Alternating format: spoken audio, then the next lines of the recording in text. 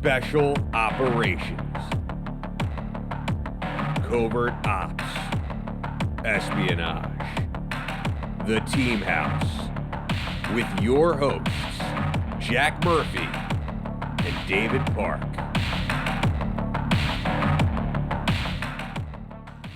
Hey folks, welcome to episode 288 of The Team House. I'm Jack Murphy here with David Park. Our guest on tonight's show is former Ranger and former Delta Force operator Dave Nielsen. Really happy to have him on the show tonight. Has an incredible story to tell. I want to tell you guys before we jump into it about Cayman Cigar. I don't know if you noticed, but this place is a little bit of an underground cigar lounge that we have here in Brooklyn. I love smoking cigars. It's something to do to unwind and relax and just kick back for a little bit and maybe not think about work. So I'm a big cigar guy. I've become a big cigar guy. And I hope that you guys will check out Cayman Cigars. So we're sponsored by them. They make premium cigars using the highest quality Caribbean tobacco, and the cigars are hand rolled by master cigar rollers. What makes Cayman so unique is that they are the world's only premium cigar company to donate 100% of net profits to charity. Every dollar they don't use to roll cigars goes back into local and international charitable organizations, from creating entrepreneurial opportunities for marginalized populations to supporting the self-sufficiency of those in addiction recovery, to providing specialized assistance to U.S. veterans. So just for Team House listeners, they've created a custom sampler pack so you can enjoy all of their top cigars in one pack. Head on over to cigars.com/teamhouse. Cayman Cigars. Isn't that what I said? No. CaymanCigars.com/teamhouse to check out the sampler. I just smoked one of these cigars this afternoon. I'm on my second now. Please go check them out. And what else do I need to tell you here? So enjoy a cigar and give back to those in need. Head to CaymanCigars.com/teamhouse to check out our sampler while supplies last and use the code TEAMHOUSE for 10% off your order. Once again, that's CaymanCigars.com/teamhouse for 10% off, and make sure you use my promo code TEAMHOUSE so they know I sent you. So please go check out our sponsor, guys. We really appreciate it. Thank you. We have one more sponsor. And I just want to caveat this by saying I am a hot sleeper. Like, if it's not, 68 is my start point, and 68 is even mildly uncomfortable for me. It's got to be closer to 64. Somewhere between 58 and 64 is where I'm comfortable. Of course, when you're in a relationship, you never get that. I found my savior, GhostBed. If you sleep hot at night like I do, you know just how disruptive it can be. Whether you're having trouble falling asleep, you're waking up sweating in the middle of the night, or all of the above. Yes, all of the above. Where I have to throw my pillow in the dryer at the end of the day. That's where GhostBed can help. As the makers of the coolest beds in the world, GhostBed is your go-to for cooling mattress, cooling pillows, and even cooling bedding. From their signature Ghost Ice fabric to patented technology that adjusts with your body temperature, every GhostBed mattress is designed with cooling in mind. So whether you want a plusher mattress that cushions your shoulders and hips, or a firmer option with exceptional support, your GhostBed will keep you cool and comfortable all night long. When you purchase a GhostBed mattress, your comfort is guaranteed. You can try out a mattress for 101 nights, risk-free. There's a joke in there somewhere. And make sure if it's the right fit for you. Plus, they offer free shipping, and most items ship within 24 hours. If you're not sure which GhostBed is for you, check out their mattress quiz. You'll answer a few of the questions and get your personalized recommendation, or reach out to the friendly team of sleep experts for all the help you need. Even better, GhostBed listeners can get 50% site-wide for a limited time. Just visit ghostbeds.com/house and use code HOUSE at checkout. Again, that's 50% off. Ghostbeds.com with code HOUSE at checkout. They also have great cooling pillows, cooling linen. It's a cool experience. It's like Fonzie. Hey. All right, Dave, thank you so much for joining us tonight. We really, really appreciate it. Dave, it's great to be here. Jack, I'm literally like writing down Cayman Cigars and GhostBed because you guys are good at that. I need that. Are you a hot sleeper? Yes, but my wife is just coming through a certain period in life, and she's liking it cool now. So we're almost about equal. But yeah. yeah, I wonder because sometimes, I've had hypothermia and obviously we spend a lot of time in the desert. I wonder if that does something to your body's ability to regulate. I'm sure it does. I really think so. Yeah, like I can handle the sun out. It doesn't like cook me, but just last week, coaching football, I hit a point. And I'm like, guys, I'm going in the shade. Inside linebackers follow me. I mean, yeah, because how many heat cats? My first one was on a sniper stock, man, in training. Like I just Out, yeah. Yeah. Dave, I want to ask, what we asked most of our guests about their origin story to start off. If you could tell us a little bit about, where you grew up, what your upbringing was like, and what was, that path that took you towards the military. Yeah, thanks. So I'm from Michigan. My mom lived in the city. Parents divorced real early. Two older sisters, younger brother, and I lived in the suburbs with my dad, about 45 minutes north in a little town called Lake Orion. Back and forth from the city. My mom is married to a black man to the suburbs, and I didn't know it at the time. Me and my brother were just like, but it was. Now I know that was an extreme culture shock that we lived in, and it made us better. So that was in the 80s, but I ended up, after high school, I knew I wanted to drink beer, and I like literally, I'm not even trying to, that's all I could figure out that I liked.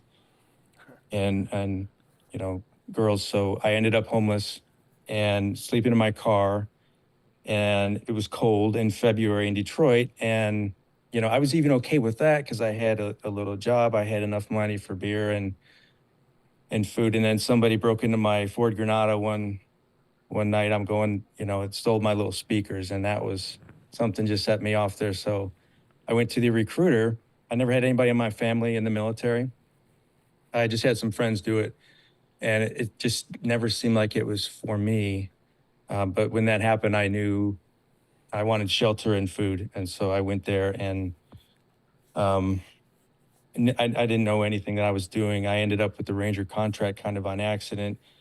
But once I got there and we started walking with weight on our back and being tested, I found that the very hard life that I'd had, the abusive childhood and straight up trauma that I had endured, God was using for a reason. And that was that I found that I had this mental toughness that you couldn't make me quit. And that's how I succeeded in the Army, the first phase anyway. I mean, you said you ended up with a Ranger contract by accident. I mean, how does that happen? I mean, did you guys go in there and say, give me the hardest thing you have? Or did they just say, like, push that across the desk, like, we got this for you right here, pal, sign that? Yeah, when I tell this, it sounds like the old, well, it was either go to jail or go in the Army. I don't know if I believe those all the time, but this really happened. I was like, I just wanted to go to a cool location. I didn't know anything about anything. I wanted to go to war. When I was 16, I said, if our country goes to war, I'm going to enlist. And everybody about, screeching halt at the table. But I just had that in me. In 1986, the movie Platoon came out somewhere in there, and I just loved that movie and sought out the Vietnam vets. There was a book, Charlie Rangers, read that over and over. And once I was in, so I'm going in, and I'm like, I'm trying to get to California or Hawaii, and the recruiters they had me in some, a tank unit. I didn't even care about the job. I just wanted location. So I'm going into the MEP station. My buddies are driving me from Detroit to Cleveland.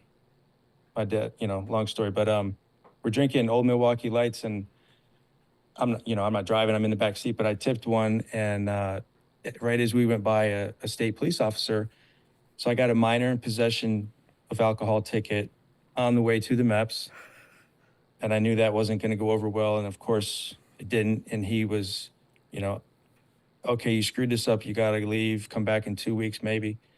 As I'm walking out the door, he said, hey, do you want to be a ranger? I can send you right now on a ranger contract. And I said, yeah, okay.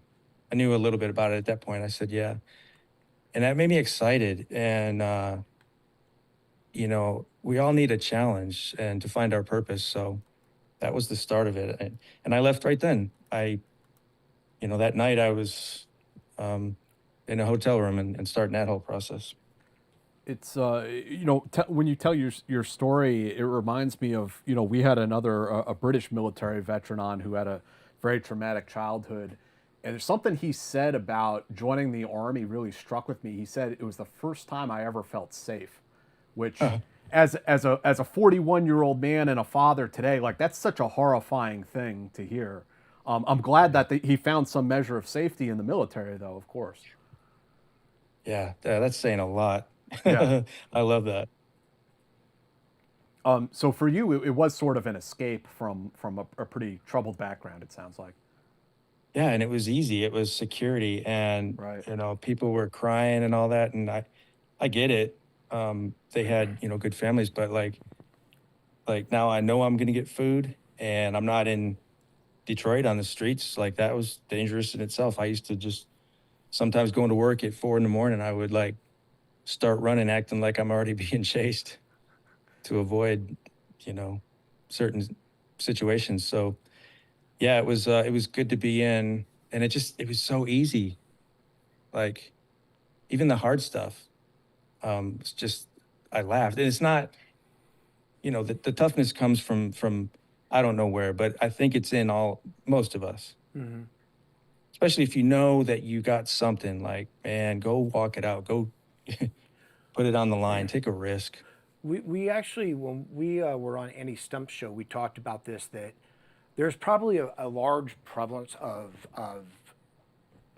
people in special operations who were either like adult children of alcoholics, had like childhood trauma, things like that. And so the idea of quitting just because you're in pain is like so.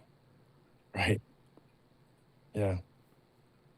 And I am seeing that that's common. You're right. A couple of the Australians said, yeah, it's a common thing. And it threw me for such a loop when it was Tom Brown, Canine Origins. He's like, asked, you know, about my childhood, and you guys are doing the same. Like it's real, but that's not stuff you talk about in the regiment. Well, I guess we do, but it's more like, you know, leverage to use against You one joke another. around about you have to joke around about it because if people know that you're sensitive about it, they're going to use it all the time. Exactly. Yeah, yeah. So Like a nickname. Don't fight a nickname.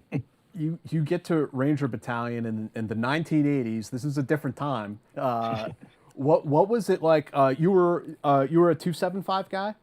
175. 175. Okay, so tell us about like landing in Savannah and what life was like in 175 the year you got there.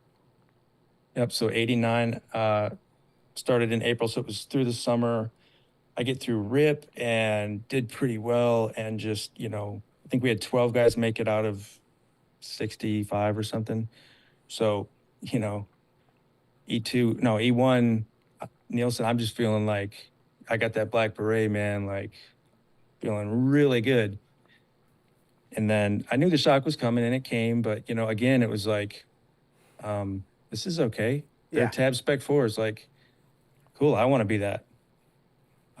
And it was brutal, like nothing else ever since. Ranger Private, there's no harder period of my life than that as a Ranger Private. Yeah. And very quickly, it sounds like after you get there, Panama kicks off. Yeah, so I'm assigned to BCO 175, 2nd Platoon. I start out in second squad, I think, on a fire team, and then got moved to weapons. So I'm weapons squad. I'm like, ugh. It was like literally like they put the small guys, you know, I'm like 5'7", Yeah. 160. They put all those dudes in weapons just as a joke, because that's funny. Look at them, they got a But again, it's like, all right, go ahead and try me. So yeah, we're there. And so we sat around thinking about Grenada, which had happened in '83. Like, oh, a combat jump. Our platoon sergeant had, the old fat scroll on his right shoulder, and it was just like Dave, you mentioned earlier what it was like to see that later on. And so we would talk about Grenada, and this is '89, and Grenada was in '83. And at that time, as young privates, 18, 19-year-old, it was like, man, that'll never happen again. That was so long ago. It's 6 years ago. Yeah. And that was like one of the first times, JSOC tried to use all the pieces together and learn so much.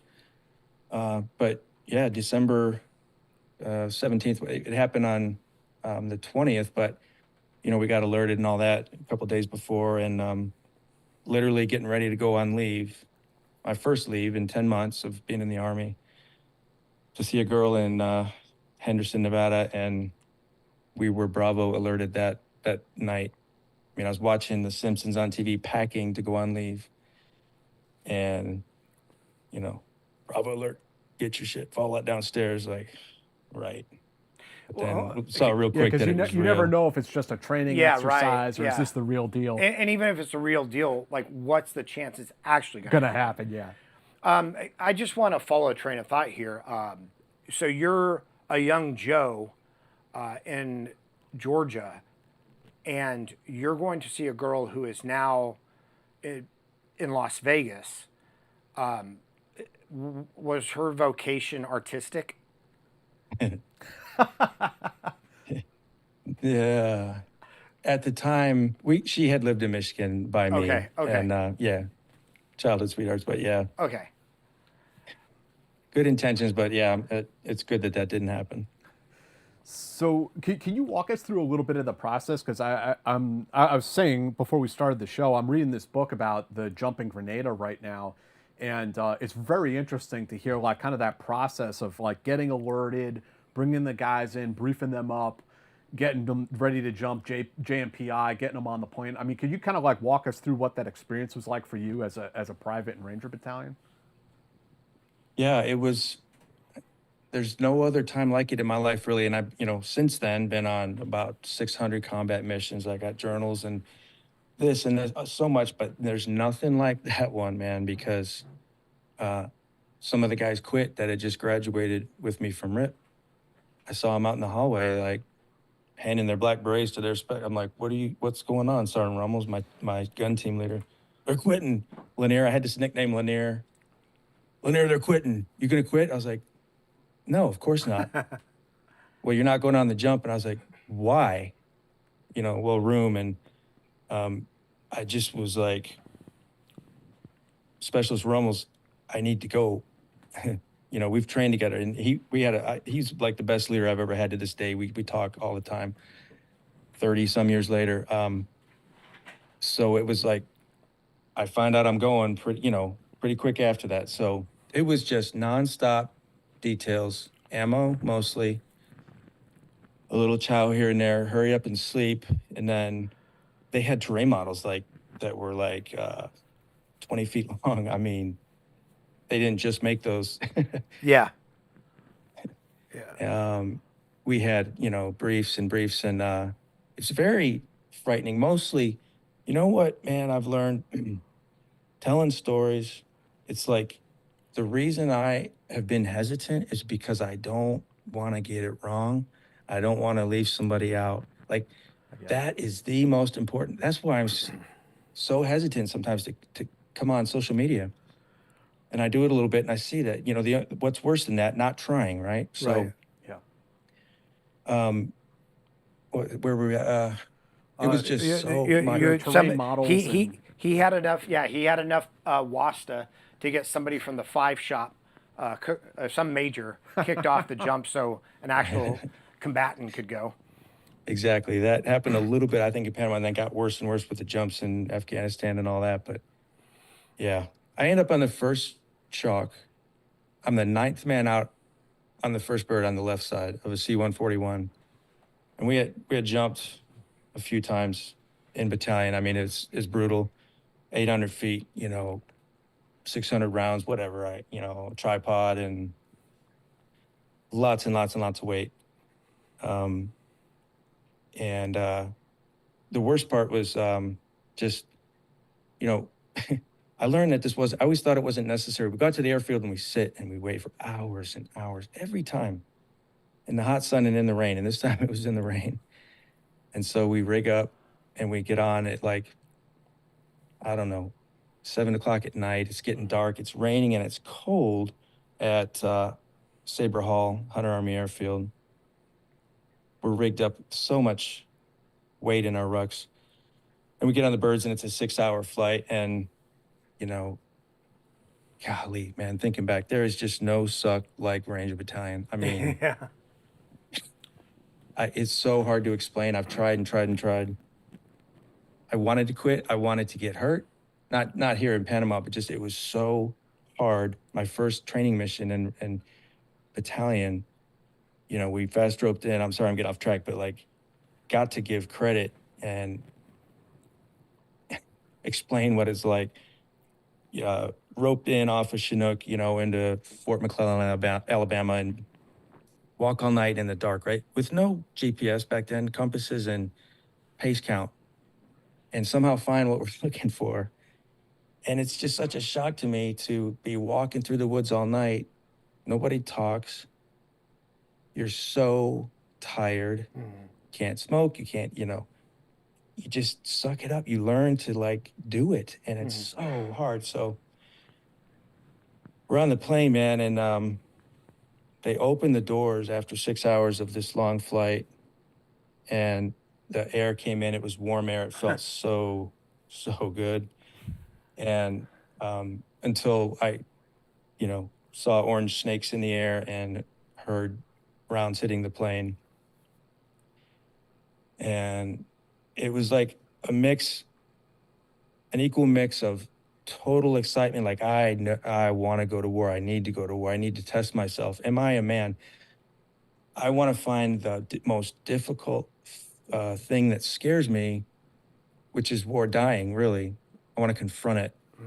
And my life is so miserable anyways as a Ranger private. Like, I wanted to conquer fear. That was my thing. And of course, you can't. Now I'm afraid of the silliest things, but you know, I know how to deal with it. But so it's equal parts excitement and, you know, hua, and just straight fear like I've never had before then or since then, because it was my first time. I'm an E2 private, hooked up, and there was a dude right in front of me that we had gotten in a fight at a bar. Not a bad, just an argument. And like, we skinned each other, you know, we like made up right there. And my gun team leader's on the other side and he screams, "You ready to get some, team?" Like, I could hear him over the, you know, the engines of the old 141s. And that sort of snapped me out of it, because I was like, okay, what's the process right here when people go to war for the first time? Oh yeah, I should be scared. I should be thinking about my family. I couldn't remember any of my family's names or faces. Blank. We go out, and as I got to the door, you know, the slow motion, like, you got so much time to do so much stuff because your brain is processing quicker than it ever has. I remember seeing the grass move on the ground. Holy shit. Like, we're that low. I could just see the tall grass kind of going like this. What altitude do you think you guys were at? I got out higher than most. I know they started at 500. Somebody said there were altitude calls. I think I went out around 480 feet, Wow. which is like, when you see a jet that low, you think it's going to crash. Yeah. Yeah. Yeah. And they're struggling. So I'm in the front so I got out pretty, you know, higher. There's tracer rounds below me. I landed, and then they shot above me. So it's just nuts. You know, we only had 5 KIAs. That's more than, you know, needed. But I thought it would be so much more. But it lots of wounded.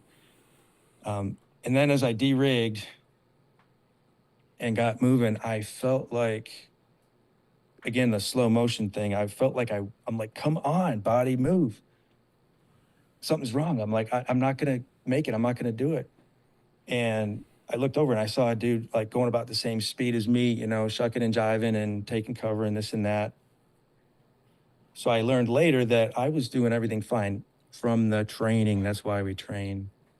You know, if we wouldn't have had training, I would have just been useless. Yeah. But I was doing my training. So that, you know, I became a believer once I learned about that. Yeah. And I mean, did you guys jump on, was it Rio Hato? No, that's second bet. We jumped on Cayman Cigars. Okay. All right, so tell us about what the objective was and what you guys were trying to accomplish. Yeah, so we had our building, I forget the name of it, but everybody had their thing. And E2 private, man, I was like, have the tripod ready and my ammo. And there was a guy on another gun team in my squad. He said, I'm gonna dump this ammo when we land. And I ratted him out, man, and I would do it again. Like, no, you're not, brother. That's all of us. That's team stuff. And he was gone. Fuck, yeah. You're not gonna dump ammo, man. So landed. I didn't hit tarmac. I just missed it. I hit grass, but it was still like like getting punched in the neck. Yeah.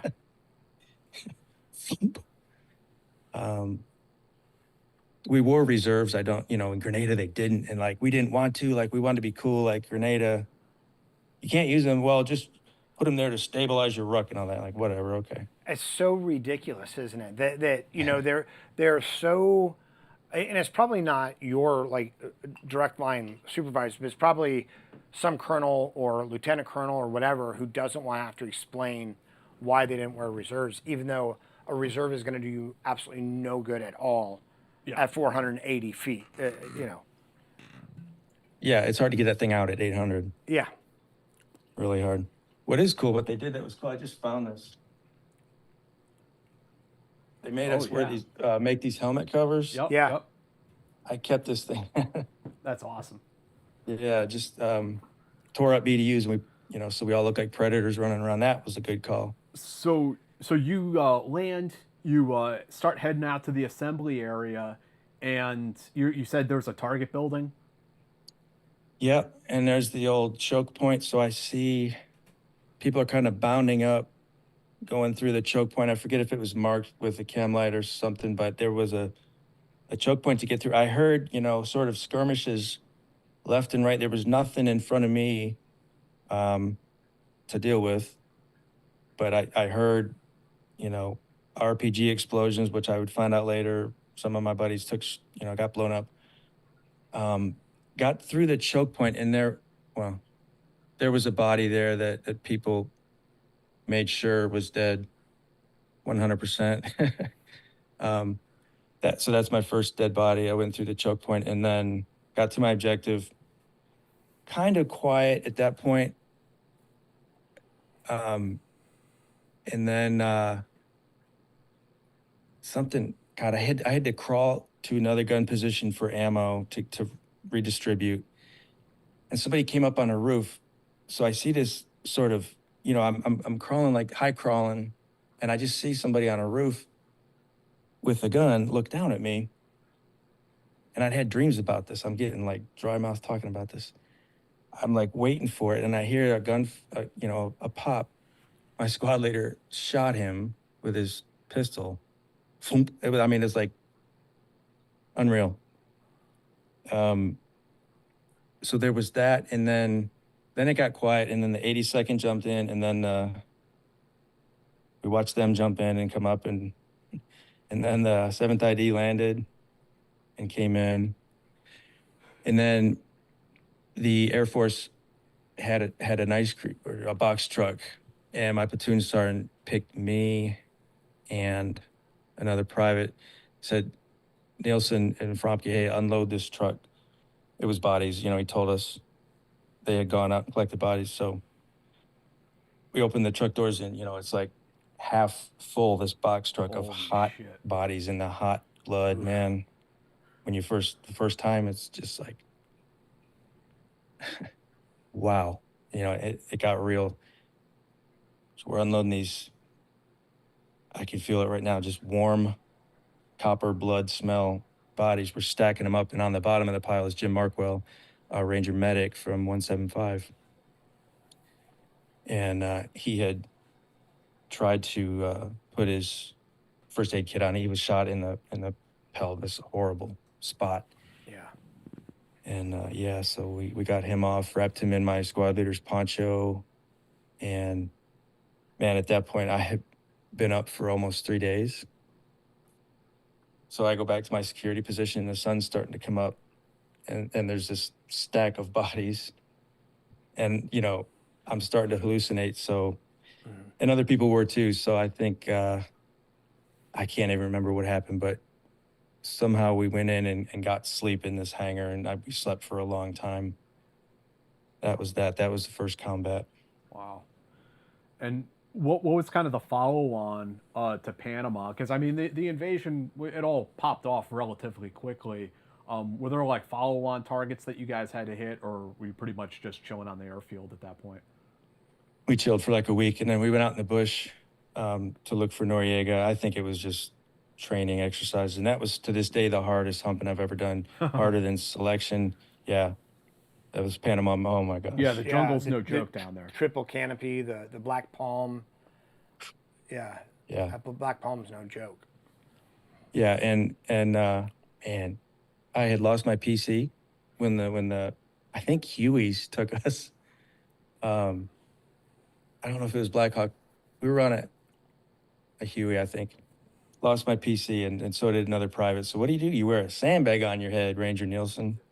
So we're out in the freaking jungle patrolling, looking for Noriega, and I have a sandbag on my head. I put E2 rank on it. Well, fortunately, so for people who don't know, a PC is a patrol cap. It's also, as you dirty civilians would call it, a hat.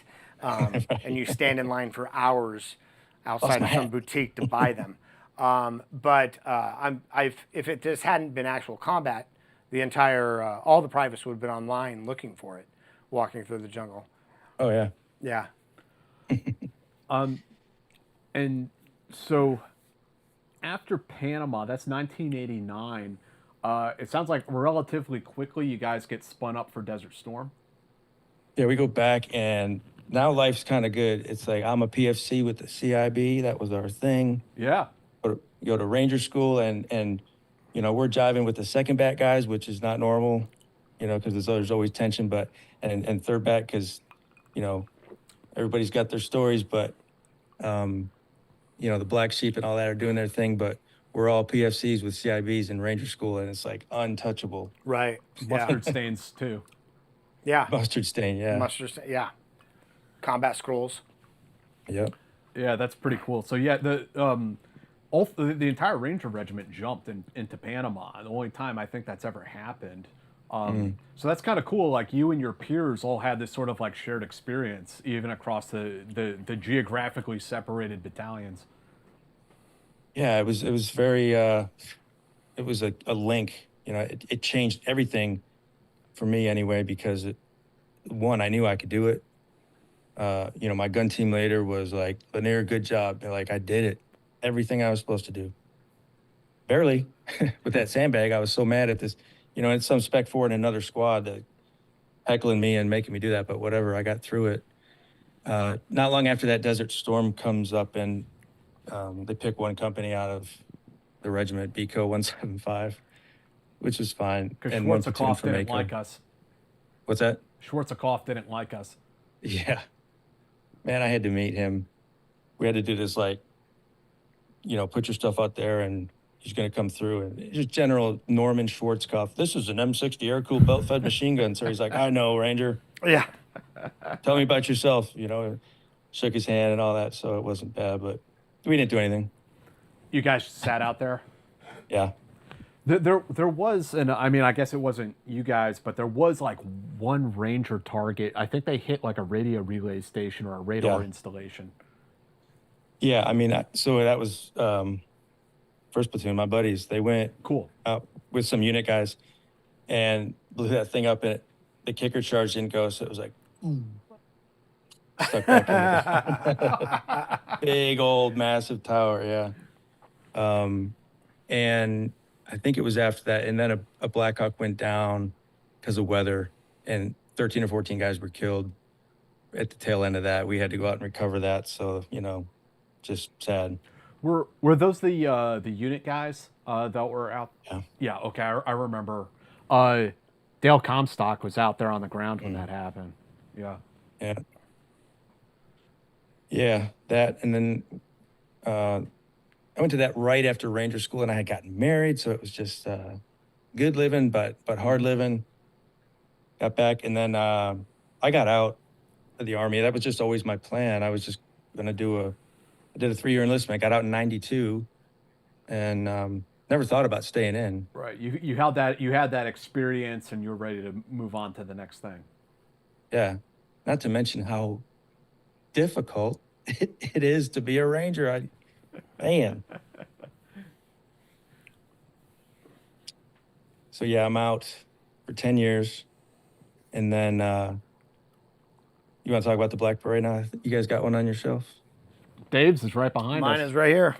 Nice. I was a new school Ranger. I never breathed the same rarefied. You guys were bougie. The same rarefied You guys air were bougie. as you you gentlemen. You had dog teams and interrogators. But you went to George Mason. You went to school. I mean, before we get to your road march protest, I mean, what were you doing on the outside? What was sort of your life ambition there? Still very lost. Kind of just searching. So, we talk about the trauma and the childhood stuff. It was bad. My little brother, best friend, hung himself 12 years ago in 2012. He couldn't get through it. So, it's bad. So I was just lost. I was really lost. At George Mason, I was an English major. I like to write. And so I never really knew what my calling was. Like, I'm just now figuring it out. It's being a coach, and it's telling our story. Psalm 107 says, "Let the redeemed of the Lord tell their story." It's so important. And let the wise listen. I was at the VA, and this man was like, "Well, I only did one rotation, so I'm not blah, blah, blah." It's just he's a regular infantry guy. And I felt compelled to talk to him. And I said, "Man, you did it, brother. You went there for a year. You did your job. It doesn't work without us all." So yeah, I'm out, and just, on the fast track to realizing I'm an alcoholic and a drug addict. I'm sober today. 15 years is my sobriety date, July 26, 2009. Yeah, I just can't do it. Yeah. Yeah, no. Congratulations. How did you, I think that a lot of guys from the community, a lot of people from the community, have to come to terms with this idea of the quiet professional, but stories deserve to be shared. People deserve to hear them, and the people who have them deserve to be able to tell them. And not just, for the historical part, and I'm not talking about the guy in the bar, who killed bin Laden, but the just the stories. And again, like, a person could be an admin person. Like, you do your time, you do your time. Like, and there's no shame, and there's no comparison or whatever. Right. But we come from this community, and you in particular come from this community where it's always impressed upon you to be the quiet professional. Right. But then you get out to the real world, and one, being a quiet professional doesn't get you a job, right? And two, you're doing yourself and the next generation a disservice when you don't share. Did you have a difficult time coming to grips with that, or how did you do that? And I'm wrestling with it right now. Really, I'm at peace with it, but I so appreciate you guys. I'm trying to do my podcast. It's difficult, so I appreciate what you're doing. And I didn't, I get to the unit, so okay, I'm a really quiet professional. You know, but what is that? What is the purpose of that? Like, Jessica Lynch, for example, we dug up those bodies, and I never talked about the 9 bodies that we dug up. Hey, that was a reason to go. You know, stuff like that needs to be said, must be said. And so for me, it was a long process, Dave, like years. I mean, just about a year ago, I went to seminary some years back, and I love theology. I just love that, you know, thinking about the creation and everything. So after that, I felt moved to tell my story, you know, and hear stories, and you know, so that maybe my brother wouldn't have hung himself. So at a certain point, and it was hard. I think my first thing was an Instagram account, and I was so nervous, and I had people helping me, and I put out like a post, and then, hey, people are liking this, you know, and I put some pictures out, was on a podcast. And, you know, I think the more we do it, the more sometimes scarier it gets. Like, I've done these interviews with David Hookstead of Outkick, and he gets those questions teed up. And it's like, I decided beforehand to answer the question. I really thought and prayed about it for a long time. And I said, if I'm going to do this, I'm not going to half measure it. I'm going to tell it all. So I'm going to talk about killing, and not in a bragging way, but because it is a fucking burden. Yeah.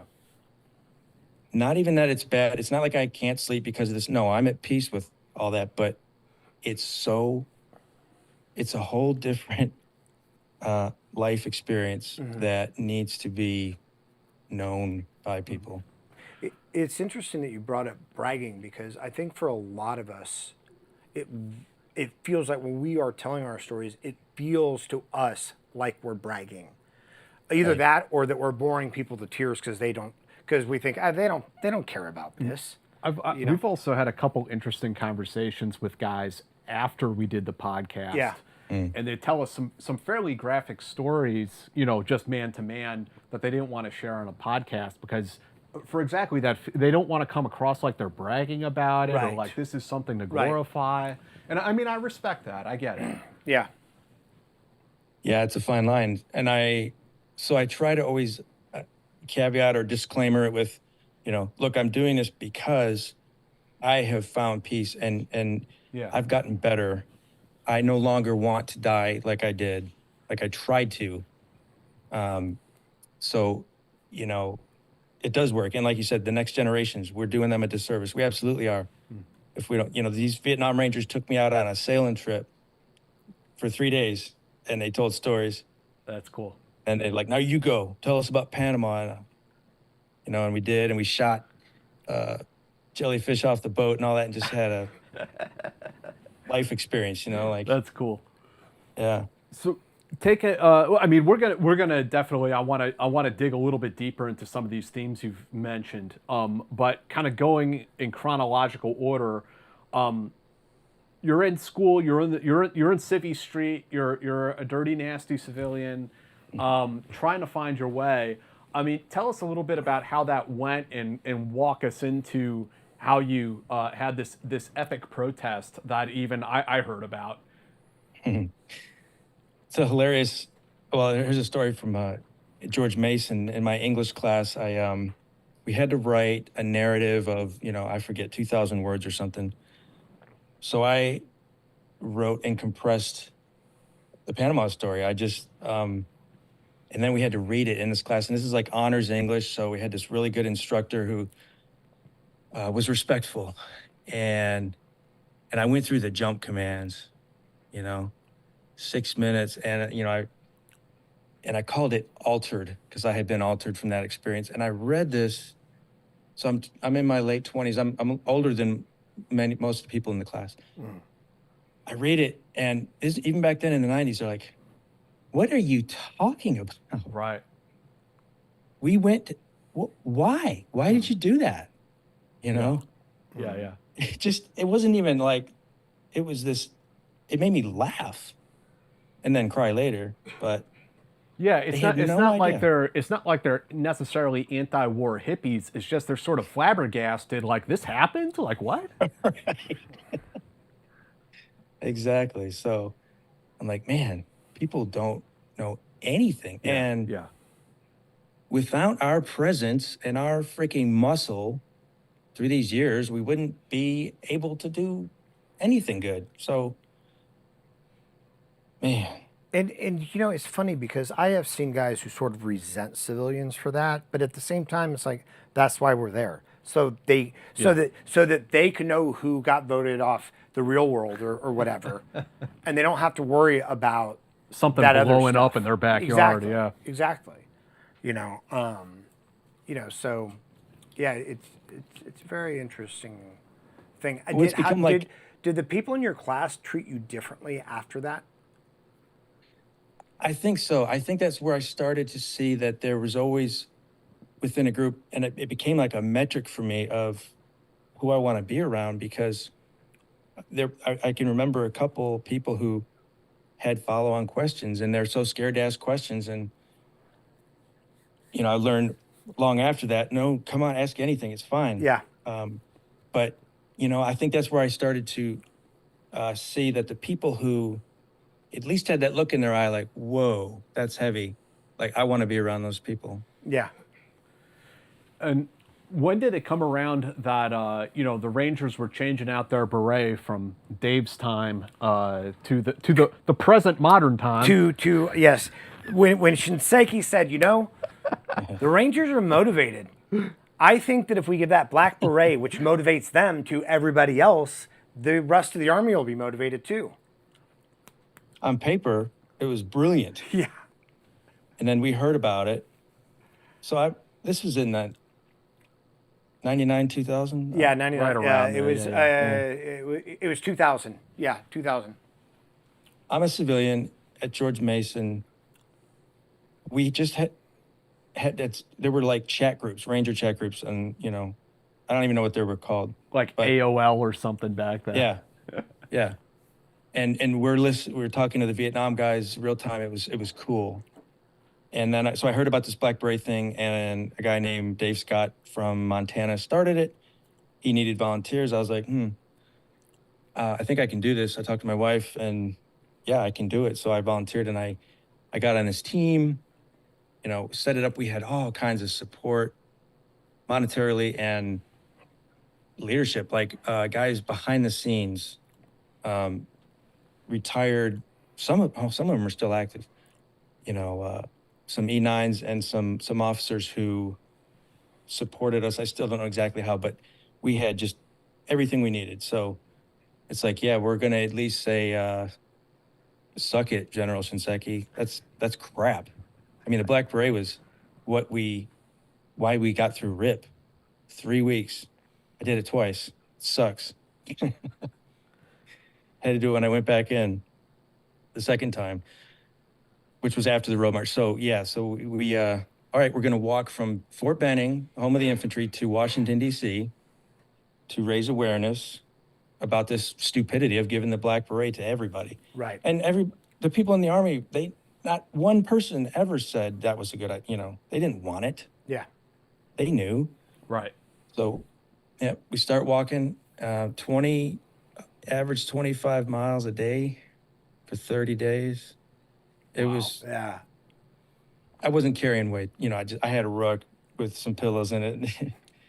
Still. Ranger got a little smarter at that. Yeah. Right. Did at any point you hear from like the Department of the Army? Did they ever weigh in on like this controversy and what you guys were doing?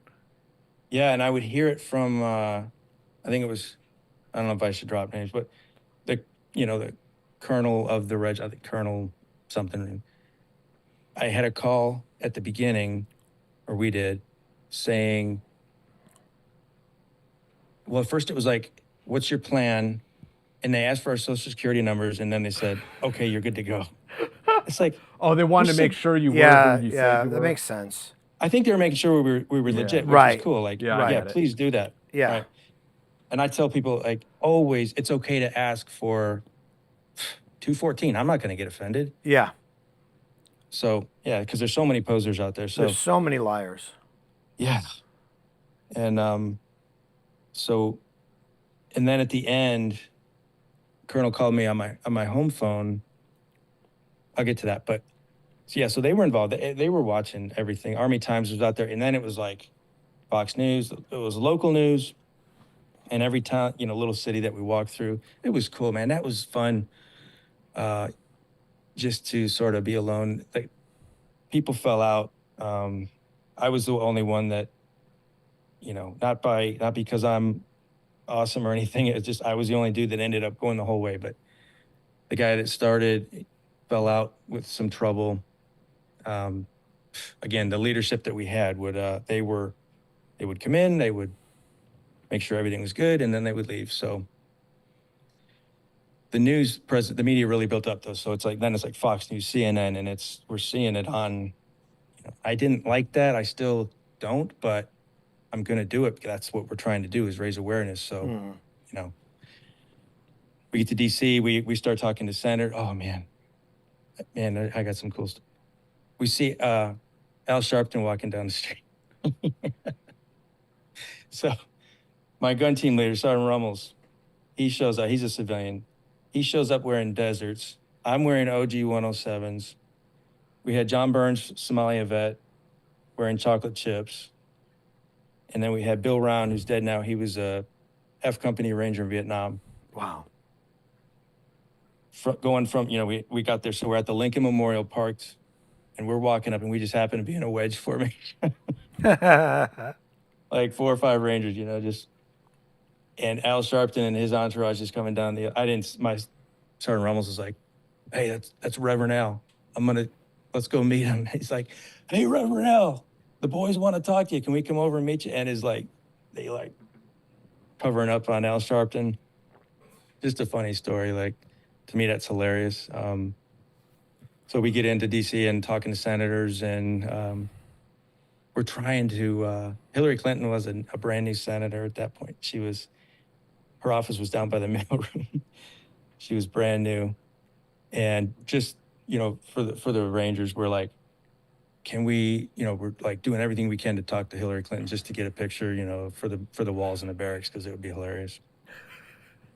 And she looked out, but she didn't come out. So, but it was cool. We talked to Strom Thurmond and, all these people that are gone now, but it went well. I testified in the Senate Small Arms Committee, or some committee. Armed Services Committee. Yes, thank you. And General Shinseki was there. This was weird. Yeah, you told that scumbag what was up. Yeah, they had me in there, and I was like, what do I do? They're like, just sit there with your black or tan beret. I can't remember, but so they start going, and is that gentleman here that walked 700 miles from, I stood up, like, thank you, blah, blah, blah. And they're hammering Shinseki. They're like, this is why you're trying to spend $6 million in China. That's what really got it overturned, was the money. It always is, right? It's like, hey, tank boy. Yeah, and always trying to tell the difference between a Ranger tab and a Ranger scroll. Right. Oh, Yeah. Never-ending battle. Yeah. But they, and I thought, I was young. I was like, ooh, man, they told him good. We go out in the hallway and we're talking, and he's standing right there, and I just wanted to look him in the eye, and he wouldn't, I'm kind of like, not too aggressive, but just trying to get to where, and he wouldn't look at me. So, after that, Colonel called me at home and said, hey, we're going to wear tan berets. There's a compromise. And I still thought that was BS, but whatever. Yeah, that was going to be what distinguished them separate from Big Army. So for people who may or may not be following along, this was a real heartache for Rangers at that time, And because black was a Ranger color. We're night fighters. black, yeah. So you have your green beret, you have your maroon beret, you have your black beret, and then Shinseki, General Shinseki, a tank officer, right? He was an armor officer. Yep. Mm-hmm. Decided that basically that oh, the rest of the Army needs esprit de corps like the Rangers have esprit de corps. It must be the magic hat they wear. That Right. fantastic French poof that they wear, which was a pain in the ass to shape, and nobody in the Army did that. They didn't shave it. They didn't shape it. Got to shave it. Yeah. But he thought that the answer to Army morale and esprit de corps was these magic hats that the Rangers were wearing. And so he basically said, everybody gets that hat. When getting the hat, like getting a green beret, getting a black beret, what was a rite of passage. It was for us, getting the Ranger tag was no big deal. Right. Like that just meant that we could make E5. We didn't care about that. We cared about getting that black beret. Yep. So Yeah. there was a lot of heartache about it at the time. Yep. So And at the same time that all of this is happening, it's already percolating in the back of your mind that you want to you want to go back in. Yeah, it was. And because I still was like, couldn't find what I wanted to do with my life. And I woke up one morning and it was like, oh my God. I literally said, I'm going back in the Army. And she screamed the F word really loud. I think I'd been sort of murmuring it. I said, I'm going back in. She knew I was serious. And she's like, "Ah." But quickly, or eventually got over it. I gave myself a damn high and tight. And it took me a year to get back in. They wouldn't take me back in. I had spinal fusion. And I was old. So I had to get waivers. And I couldn't get back in. And then they're like, for a year. And then they said, well, you can be a cook or a mechanic at Fort Riley, Kansas. Kansas, you pick your job. And oh my God. So I just happen to have this paper here because my wife just had loaned it to somebody. Another story, but I mean, this is the Washington Times. And there's me, like George Bush. You know, That's we were awesome. on the front page of these papers a few times. And my TBI just kicked in. What were we talking about? You were talking about your decision to go back in, and that they said no. And I just want to stop you right there real quick. You said you were old, and for our audience out there, How old is old? I want you guys to hear this. How old were you?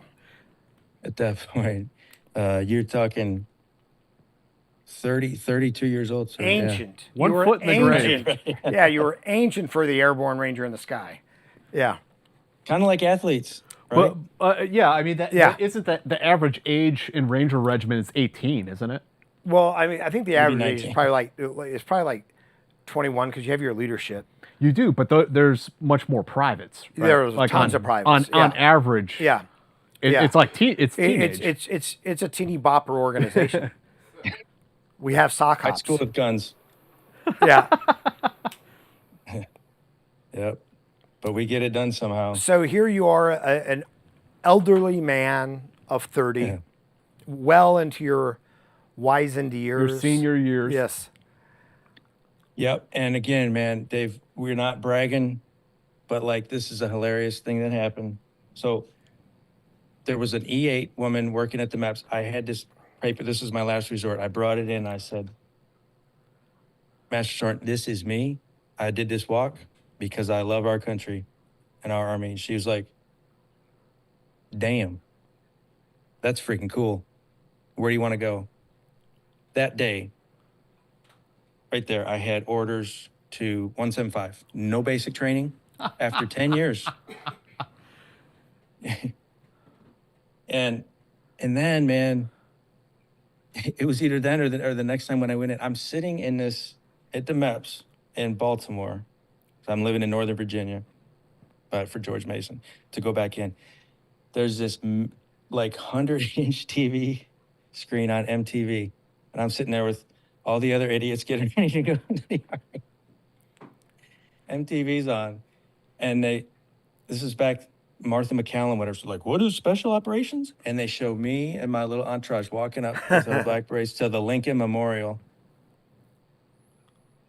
Nobody knows it's me, right? It's like, oh my God. I never saw that commercial, that thing before or since then, but it's like, wow. No, nobody knew it was me sitting there, but ridiculous, just ridiculous. So you didn't have to do basic again. Did you have to go back through MEPS or not MEPS? RIP. Yeah. So straight to 175. That E8 was just like, she just rode over. It was so easy. So I show up. They're on leave. I just show up. I'm in the Army. I got my old uniform. I think no rank, but I certainly got my mustard chain and scroll on. And old Sergeant Major Turner's there, who was an E6 when I got out in 92. I'll grab it. Oh, I remember you. Everybody's on leave, but he's there, rear D. So he puts me in snipers, and I'm just elated. Like, oh, that's what I want to do. 9/11 had happened. I want to get back in a fight. So they're gone on leave. I'm in snipers. I got my little barracks room, 1276 North or whatever. And I get in there and I SOP my wall locker. I don't know if you guys had to do that. I don't. I'm trying to remember. I don't remember if we did or not. So I do that, and they come back on leave, and I'm in their formation. Like, what else am I going to do? So their first one when they get back, you're back from leave, everybody's just like, January. And they're like, who are you? So I tell them, and they're like, oh, okay, so. Are you a tab spec 4 at this point in time? I'm a tabbed PFC. PFC. Wow. They put me back in as a PFC. Yeah. Wow. So okay. Yeah, like why couldn't I was an E5 when I got out. Yeah. And they couldn't even make me a spec 4. There was some hate there. Yeah. So yeah, PFC, back in, and then I went to, that must have been after. I went back to RIP, which was hard, but it was cool because when we got to Cole Range, those guys knew, the instructors, they had jumped into Afghanistan. They knew that I had done the walk. So like when it was getting ready, we're carrying the log and we're going to do fun games all night for 3 nights or whatever. Somebody taps me on the shoulder and I turn around like to fight. I thought it was, and he's like, no, come here. He's like, get your ruck and go over there in the woods and sleep. And I was like, are you sure? Yep. And oh, was that nice. For however many hours it was. And I heard it all going on, but saved my bacon. Then we do the 12-miler, there's 99 guys. And like, I got to come in first. I'm the old man. Yeah. And I did, but oh, did I hurt myself doing So back to RIP, and then it tried to put me in 375, which I didn't mind. It was just, I had my family at Savannah, so. Yeah. Got that changed, went back there, and yeah, we deployed to Afghanistan, and then Iraq, and then I went to selection. And what was it like for you going to Afghanistan and Iraq, having been a Panama vet? Looking back, I don't know what I could have done different with my personality. I'm an introvert, so I just tried to like jump in. But man, I was pretty freaking dumb on a lot of stuff. We had prick 17s, and they had, what is it, 170? No, it's a 17 now. But new radios, new machine guns, new airplanes, man. Like we went to jump the first time and I put my hands on the door. They're like, whoa, what are you doing there, Geronimo? Yeah. Everything was different. So I got pretty mocked and ridiculed, all the way till I made selection for Delta. So, but was the mocking and the ridicule like in a fun way, like, hey, old man, like, or was there, do you think there was actual sort of malice behind it? I think a little of both. Good question. I think it was both. There was just, there's one guy who's just trying to get under my skin, and he did. And probably looking back, I today, it wouldn't bother me. Like, I don't need to let that bother me, but he did and made it really hard. I made it harder than it needed to be. It's just like, Was he a makes, peer or was he senior to you? he was equal. So we were in snipers. We're both tab spec 4s. And it's just, it was just pretty much dick measuring. I mean, like, trying to outdo me for whatever reason. I don't know, but it's like, that's still in me. That's why I coach high school football. It's like, that's the thing that you guys have, but I think a lot of people have, they don't know that needs to be brought out. When you see something wrong, when you see hypocrisy, do something. Mm-hmm. Mm-hmm. And I think it's time that people listen to warriors, the warrior class of people, of men and women, some women. What was it like now going back to war with the Ranger Regiment? Because as you point out, like the technology had changed, but the regiment was also going through tremendous changes at the time. And I mean, you said you did a couple pumps to Afghanistan and a couple to Iraq. Yeah, one to Afghanistan. I was pretty slow. I mean, I probably should have had basic training again. I mean, it took me a while to catch up. It really did. So I did my best. Yeah, we had the Jessica Lynch thing we talked about a little bit earlier where it still pisses me off, but we went there to get her and the 9 American bodies that were buried in shallow graves for 3 weeks that we dug up. That, I've some heard colonels telling us stories. to hurry up. It was pretty bad. It was horrible. Yeah. But the worst, that's doable. But the worst part is hearing the news and just all the BS. And it's like, I never heard about the 9 bodies. So. Do you remember, one of the crazy, like, conspiracy theories that actually caught on to where even, like, major news networks was that the Rangers had BFAs on their weapons. Do you remember that? It was so crazy. And BFA is a blank firing adapter. So even mainstream media was like sort of propagating. They weren't like, this is what happened. Like, did this happen? And if so, what does that mean? Was this raid just a hoax? It's like, where are you guys getting your information from? Yeah. It's maddening if you let it, I'm hesitant to bring up the name Pat Tillman, but I saw in that movie that just came out where he was thinking that we were just there to shoot airplanes. It's like, dude, like, he didn't know that we were digging up bodies because they don't freaking communicate, disseminate information. Right. He thought we were just there for hours. I saw that, I was like, oh my God, that's, man, for not telling stories. Yeah. Yeah.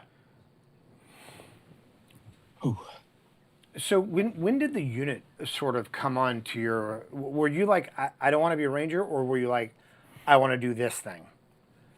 Rangers were cool. I just, honestly, like, the physicality of it.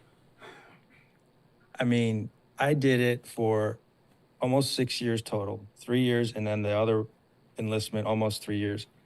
I don't think I could have done it much longer. It is so demanding. I mean, so I knew in the unit, it was hard to get there, but I knew that they didn't walk everywhere. I just hated walking everywhere, even though I did 700-mile march. But it was kind of like, I wonder if I could do that. I'm going to try. And had the opportunity, my platoon sergeant let me train in Iraq, so I walked around at the MSS, those 10 houses we had, up and down those driveways with bare feet sometimes, just to toughen up my feet and get ready. And, and then there was something that there was this first sergeant. I had smart wool socks on in Iraq during the war. We're wearing whatever we call it, range uniform, like shorts and boots, T-shirt for workout, whatever it was. Ranger panties and brown T-shirt. Ranger panties, right? Yeah, how could I forget that? And he comes up, he's like, hey, Ranger buddy, are those Army issued socks? I'm like, well, they're smart wool socks for a start. Got to change them. And I was like, man, that's it. The littlest Yeah. thing Yeah. pushes me over the edge. Yeah. So I went to selection, yeah. And all those dudes were like, what are you going for? You're old. What was that experience like? I mean, did you kind of find what you were looking for in the unit? Yeah. And then some. I mean, just loved it, love it. I don't stay in touch and go to reunions and all that. Like it's not my identity anymore. Right. But it was so cool because in the Rangers, they were always like, you don't get paid to think. I need to think, man. Right. Everybody needs to think. Right. So I wanted to do that. And then I get to the unit and they're like, you got to invent something in your first year. I was like, cool, I'm in the right place. That's Yeah. cool. And when you showed up at the unit, did you go to the line or did you go to the sniper? Like, where did you go first? Where did you end up? So I got through selection my first try and I'm elated walking on, I made it the first time. Then I get to OTC and failed. Mm-hmm. I made it to the end. My pistol shooting just sucked. I mean, I'd never shot pistol. I never shot a gun before I joined the Army. So, yeah. I mean, you're going to shoot a live round in a real airplane. You got to be into a bullet trap. You can't miss. And in the 90s, Rangers now Rangers had pistols. In the 90s, they didn't. Like maybe the squad leader. I don't know. Maybe Yeah. teamers. First sergeant, I can't yeah. remember, but yeah. Well, and the Yeah. deputy commander with his Beretta, but yeah, I mean, but it was important. So I failed. I made it all the way through and failed, and that's how I became a dog handler. So, 25, 30% of people fail OTC. It's not a uncommon thing. Mm-hmm. I had a plan. I had seen Rudy, this awesome dog, when I was a Ranger with the unit. So I was like, I want to do that. So I failed, and I asked the sergeant major telling me that I failed if I could do that. And he said, hold on a second. He came right back. He's like, you're going to squadron. So I'm a West Virginia graduate, but at an OTC failure. So I'm direct support. Right. Okay, cool. That was priceless because I really learned to appreciate everybody. Now that I'm direct support, I failed something. I'm not Superman anymore. And I had this wonderful dog, Pepper, who, we've talked about a lot. And it was a great experience. I had her for 2 years. She was killed in 2006. After that, I went back to OTC, crushed it, was drafted first, up high, like they have a draft. So it was, then it was straight to a sniper recce team. And, we still do assault, of course, it's pretty much what you do. And so the rest of my years just on a couple different teams and different squadrons. And and we just hundreds and hundreds and hundreds of hits every night, all night. How mature when you went direct support? How mature was the dog program at that time? I would say not fledgling, but close. Mm-hmm. We could do CQB without issue. The dogs knew what they were doing. So it was still young, but not established. It was only at the unit. Yeah. Rangers didn't have it yet. What was the role of the dogs in the unit? I mean, you were the canine handler at that time. Two main things, like detection and going after a person, attack. Like so some of them, my thing was a squirter. If somebody's gonna try and run away, Mm-hmm. this 53-pound girl can she's gonna get you. Yeah. And she's like awesome around the house. She loves with the boys, so she, Yeah. So yeah. The breed, I don't know if people want that out, but the breed that they use is amazing. I don't know. It's not a house pet. It's not something you would get for, your 2-bedroom apartment in New York, but it's I mean, it's a working dog, smart as hell. Like, and when they turn it on, it's on. Yep, they're pointy-eared dogs, and there's a few varieties, but the pointy-eared ones are the ones that mean business. And then they go through selection. That's pretty cool. Out of 100 dogs, we'll get one or two that will, like my dog Pepper, they had it set up in a dark room with like a hole in the wall, and they, up, and she jumped into a hole blindly. Yeah. Wow. And that's how there's tests to see if they're gonna do it. Yeah. A friend of mine who has I think 3 of them, I can't remember, maybe 4. But she was saying that that a lot of times they use the females because they're more aggressive. The males get a little dopey and a little too friendly sometimes. And then honestly, like sometimes the smaller the dog, the more aggressive it can be. Yeah. I mean, she was 53 pounds. She was small, and there was this kind of bruiser in the kennels, old Salt, who had been there, and he one time we kept them all separate, but there was one time where he got out and Pepper was out, and he tried to give her some stuff, and she whipped his ass right back into his kennel. It was amazing. Yeah, amazing. Do you have any memorable moments from that time as a canine handler that stand out for you? It was so now I'm with like a Delta team. I'm attached to them, feeling sort of worthy, but not because I failed OTC because of my pistol. It's like, looking back, it was like my identity was so dependent, and that's just where I was at the time. It's okay. Yeah. Like I know now that, I'm a person and a father, and God loves me and all this.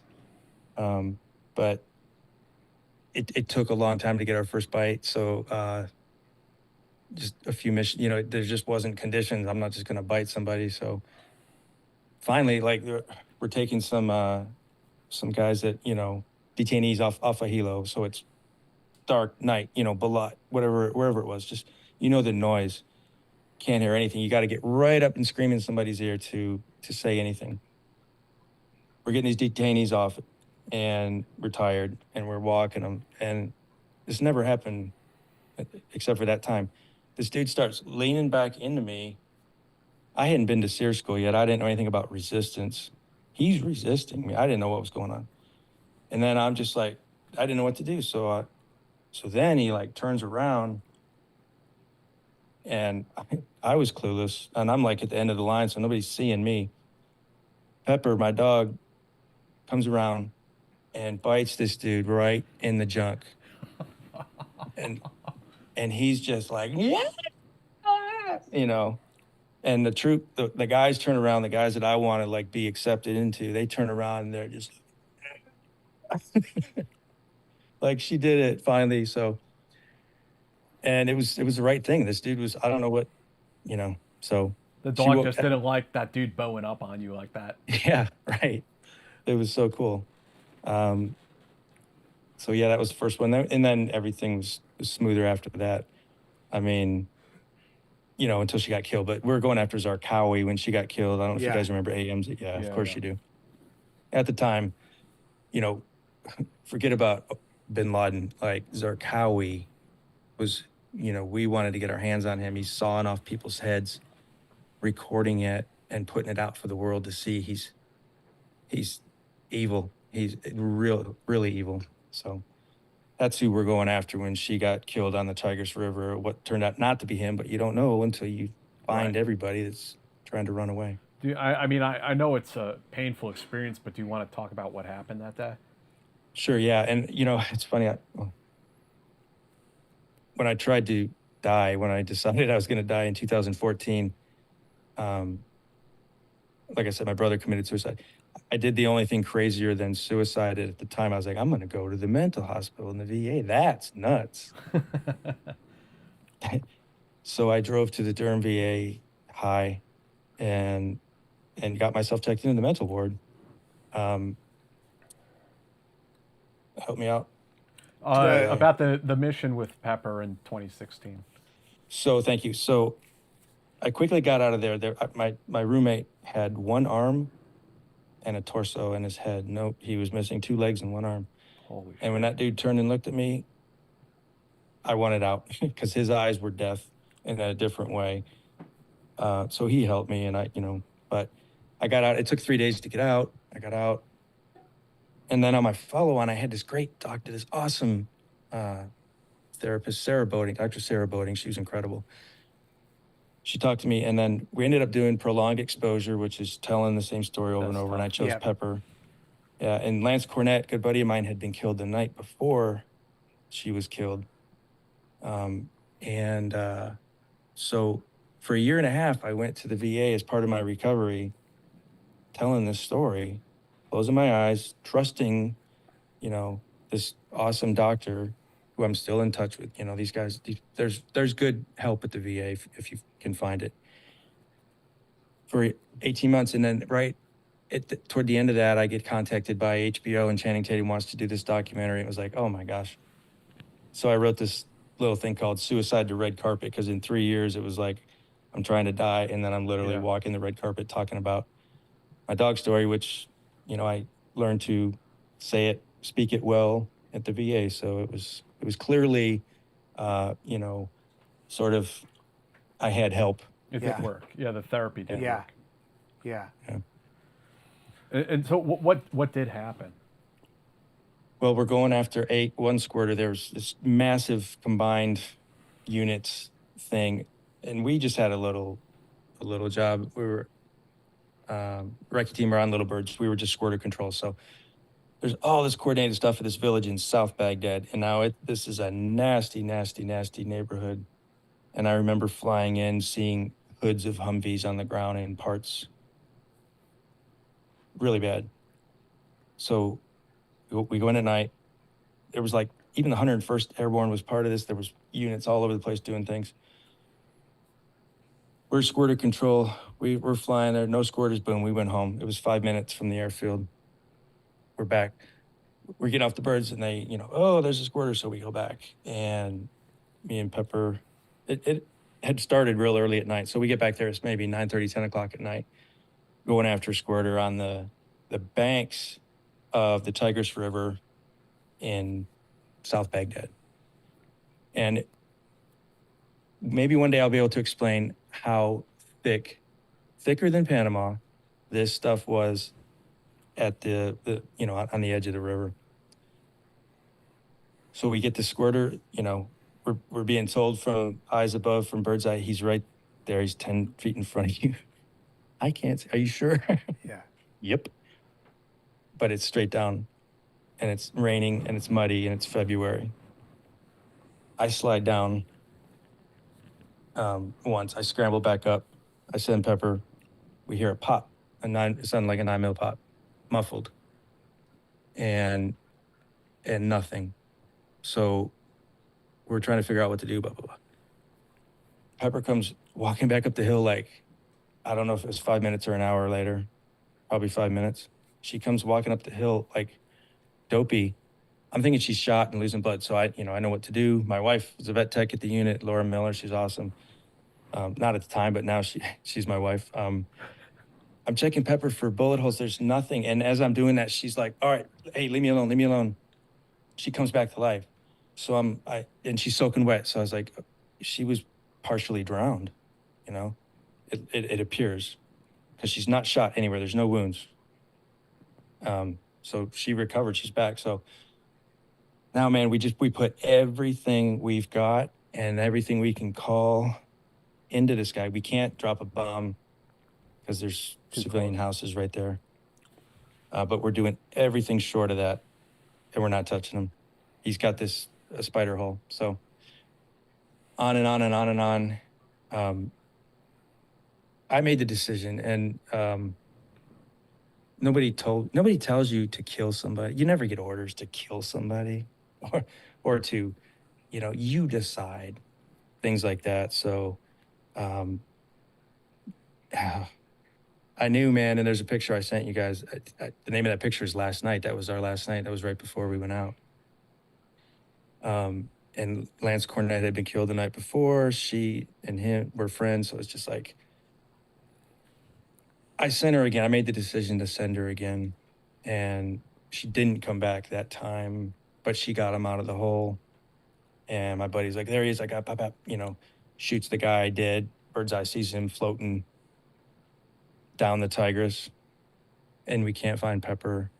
So we're looking, and then I got her. Somebody found her strobe light, her IR strobe, that had come off. So I'm like, oh, she was in a fight because, that thing's anchored on there. She was in a fight. We looked, I got on a little bird, and he just crabbed around the banks, looking. And I knew what was coming. It's getting light. And I know the commander, I know we got to go home. But I'm not going to go home until I get Pepper. And, the call came, and it's getting, the sun's coming up, that we got to go. And that's when everything snapped. That's when everything broke in me, because I punched the ground and I screamed. And that's when I really became a good warrior, actually, because I was like, you know what? Fuck everything. That's when everything changed. We got home, and I threw that kennel, when we landed. Man, I had dreams for years that I was looking down, like bird's eye view, and she's coming back. Super, super, super tough. Yeah. People who are watching this and maybe not familiar, like, might not understand how closely socialized the handlers are with the canines. I mean, if you're open to talk a little bit about like what that relationship's like and why, with the way you talk about it, it's like losing a family member. Oh yeah, it was. I mean, it was my best friend. And so I got Pepper, when I got to the kennels, who became a dog handler in 2004. They're showing me all these dogs, and they're all, ooh, and this is so-and-so, and he's good at this. And then I show Pepper, and she's sitting down wagging her tail. And I just had my baby daughter, so I'm like, oh, look at this little sweet girl. And she's the only girl. And I'm like, I didn't say it, but I'm like, I want her. And they're like, well, she bites, but, she's too small, blah, blah, blah. We'll probably get rid of her. So she was assigned to somebody else. He ended up getting a DUI. Awesome dude, Sean Kelly, love him. So I got Pepper, and I was so happy because she was so smart. And, but she knew, like, reality. She knew, an ass from a real person, because she didn't really care about me at first. I know she gave me a chance, but like, I don't know why I did this, but I just, after work, everybody go home after training, and I would take her out in the back. There was this like green grass meadow, and I would just lay there with her for a long time, as often as I could, just to let her know that, like, this is real for me, and I know it is for you. So we bonded, and then the night before, Lance Cornett being killed, the night before, we didn't sleep. I kicked the freaking heavy bag all night with her in there in the gym with me. And yeah, 2 nights in a row.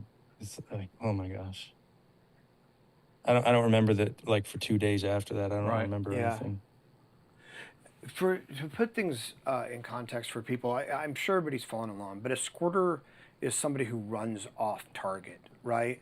When you have bad guys, like, a squirter is a person who runs. Now, early in the war, that was sort of like they're retreating. What we eventually learned, though, is that there was no such thing as a squirter. There were only maneuver elements. And if they didn't have a weapon on them when they squirted, they were running to a cache to get a weapon. And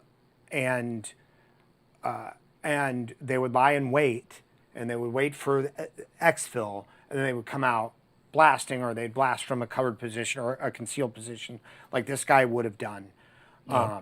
So it's not, that dude was not out of the fight. That dude was waiting for his moment. Exactly. He wasn't scared. If the cops come to my house, I'm not going to run. Right. Today. Right. Right. So Um, yeah, what is it? Yeah. it, did this kind of like this was sort of like the end of your time in the K9 unit? You were, I mean, am I wrong to say that you were a bit emotionally traumatized by that experience and like couldn't take another dog after that? You're not wrong, and I never really thought about it, but I wouldn't have. It just so happened to be, thankfully, at the point where I was going back to to OTC. There was a 2-year wait since I had failed, so it's like you can go back and try in 2 years, and that was just a couple months before it. So, kind of again ordained to me. Um, yeah, I wouldn't have done it again. It was the hardest work too. Besides being a ranger private, a dog handler is extremely hard work. Jumping off of a Blackhawk with a dog on a 20-inch elastic tether is something to do. Or, getting over a chain link fence. Oh my goodness, was that difficult? Yeah. But well worth it. And she used to like. So the night after Lance died, we're at the MSS. Those houses, Uday and Kusei's house is on the river. Is where we lived for years. So somebody dies, man. The next day, it's quiet. Of course, it's somber. There's no words, but life goes on, and so you get up and 4 or 5 o'clock in the afternoon because you would go out at night. So Pepper would go around, and man, that night or that day, I just let her go. Usually, and I could hear her going room to room. Normally, it was like Pepper, but it was just like, oh, hey, Pepper. And then, another room. And she would just make her rounds, man. It's like no other dog could do that. I don't know what goes on nowadays, but she could do that. So man, these guys, I love these dudes that I was with, man. It was I-Team, Recce Troop in Squadron. They were her uncles. I mean, they thought that she thought that we were a pack, so they did everything they could, really, really, to find her, man, and we just could not. So Yeah, generally, I mean, correct me if I'm wrong, but generally those dogs are not that well socialized, where a lot of times only their handler can really be physical with them, be like playful with them, stuff like that. Is that correct? oh, very much so. And Pepper was 7 years old, and she had been taken home. She was from Belgium. She had, somebody had taken her home, so she was very well socialized. And in that naivety or whatever of the dog program, oh, I want this dog kept it, I would put a poncho liner in Pepper's kennel when we flew over to Iraq on the bottom because it's so cold, and they'd make fun of me. I'm like, hey, man, whatever. Loving Pepper's wrong. I don't want to be right because Yeah. we were good. But yeah, most of the other dogs, Rudy, just, I love that. Almost everybody got a complimentary bite from Rudy. He'd come up, people would be standing there and he'd nose it. They're like, what do I do? Pet him? I'm like, I don't know, man. You might get bit if you pet him. You might get bit if you don't. Just a little snap bite, but it was, yeah, incredible animals. Yeah. So, what was it like then landing in the sniper recce troop when you passed OTC the second time, became an operator? When that switch happened, I wasn't cognizant of it at the time, but when after Pepper died, and I just was like, I tuned out, and it worked. It got me to where I could shoot pistol. I could do whatever I got to do. I'm now I can run. I can keep up with the young guys, and I'm driven again. I have a purpose. I'm going to be the best operator I can be, all that. So I did. Gosh. Oh, and then, so we start deploying. What the next switch for me, what really took me kind of over the edge was going out and capturing these guys 2 and 3 times. Yep. And then our mates getting shot in the head. Rick Harriman got shot in the head, and it's like by somebody that we had rolled up. Yep. And I don't mind saying this. Like, I'm going to talk about this the rest of my life. I made a decision. If it was legal, moral, and ethical, if it lined up, boss, do you want this guy dead? Yep. All right, he's dead. Because I had a new daughter, a brand new baby girl, and I just made that decision, and I carried it.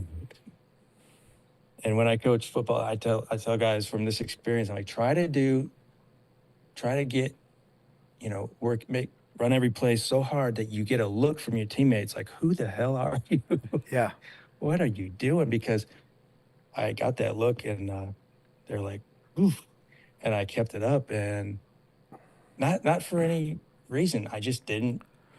It's dumb to fight a war and not fight to win. Right. Screw that. Earlier when you were talking about the being in a college class and the students who wanted to ask you more, one of the things I've found very interesting with civilians is, and you can tell me if this matches your experience at all, is when they find out you've been in combat, they'll say, the first question is always, did you kill anybody? And then the second question is, how did you get over it? Or how did you, and for me, it's always been like, there's nothing to get over. Like they were shitheads. Like they were oxygen vampires and they didn't need to be here. Like better luck next life. Yeah. The way to get over it is I need more, like a drug. Yeah. Yeah. I mean, and like the IED makers were the worst because you'd roll them up and they wouldn't even try and fight back. Yeah, right. Yeah. Yep. That's exactly what I'm talking about. Yeah. Got good news for you. Yeah. And so, but you're another 5 years in the sniper and recce troop, at least. I'm guessing this time frame we're talking about, it's a grind. It's back to back to back. Like you're from that generation of operators that really got put through it. Yeah, and I'm proud of that in a way that I'm using like this to tell my story, both where I was weak, where I was strong, what I learned, where I screwed up to help the next generation. Yeah, it was a grind. My God, just back to back to back, and then let's throw in a surge in the middle of all this, and Yeah. Going out. I got my journals. I have 3 leather-bound journals in my safe, with my guns and my birth certificates for my kids. Like those things they're not very detailed, but I wrote in code so that I will know, I will have memories of all that. So, and it's not about numbers. It's not about being better than anybody else, but it is, oof, man, I'm just scratching the surface. We all are of what it's like. I mean, is there any other, as far as like what it's like, any other aspects of it that you want to talk about or things that stand out in your mind from that period of time?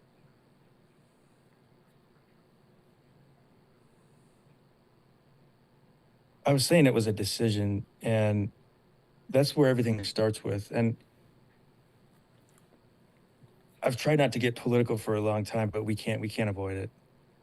We have the biggest circus going on. It's almost like we're being punked. I mean, are we? So I'm sitting there watching the Trump rally, President Trump rally with my daughter, and I saw that and I said, he just got shot in the ear. This is before nobody knew. You could tell by the way he moved. Yeah. And the sound of the pop. She's like, what? He just got shot in the ear. Because we've seen so much of that. We've done so much of that. And then to just see this, I don't even know what to call it. And it's not looking down, but it is, I do feel like it's the sheep giving orders to the shepherds, and that needs to fucking stop. I don't know how, but if I don't say what I just said, I'm not doing my part. Mm-hmm. And it's the video gamers telling the football players what it's like is the best analogy I can come up with. Yeah. Yeah, it's been an interesting dichotomy because we saw sort of like there are crazy people everywhere, right? I mean, We get them in our units. You get them in politics. You get them in everywhere. And we saw sort of the QAnon phenomena, on the right. And it's like, oh, well, the rights are really loons. And now you have very large people with a very large presence and a lot of influence saying he wasn't shot. It was glass. It was this. It was that. And it's like, okay, so the left is equally susceptible to conspiracy theory. I mean, Blue Anon has been a thing for a long time. Those people have been off the rails with conspiracy theories. Going back to about that time, about the 2016 time frame. And it's just, and you're right. It's very frustrating. It's like a it's like an abusive relationship, right? It is the gaslighting. It's like, you didn't see what you. No, I wasn't in bed with her, honey. You didn't see that. It's not some epic conspiracy You did not see theory. what you just saw. Yeah, we all saw it live on TV. It's not some epic conspiracy. Right. And hell is the impossibility of reason. Yeah. So, I mean, Dave, but to go back to this period of time, I mean, are there any, before we move on and get closer to the present, I mean, any experiences that kind of stand out for you that you want to talk about before we move on? I had a horseshoe malfunction on a halo drop, boy. That was something. 25,000 feet at night. God. Yeah. It wasn't combat, but, training in the desert. 25,000 feet. Jumping a long rifle. I think I had a Norma, a 338 Norma mag, and flying a ruck. And I opened. I was sort of head down. I think my pilot chute wrapped around my ankle. I felt it, and slowly it was like this constriction, and time slows down, and I'm like, oh, that's not good. I try to wiggle out, and it caught air, and my foot kicked the back of my head, and I don't bend like that. As that thing caught air. So I thought my leg was just like when you take a chicken leg and thigh and you turn it and you hear that. That's what it felt like. It didn't break, but that's what it felt like. Wow. But I'm hanging upside down at, 24,000 feet now with a ball of crap. And so I laughed, and then I prayed the Peter prayer, God help, and I did my cutaway. And it went away. Sometimes they don't on a horseshoe. Sometimes the reserve gets caught and all that, and people die. Ankle, yeah. And that was in 2009, and I jumped one more time after that to get it out of my head. And that was when I was done with the fight. What altitude were you at when you got something over your head?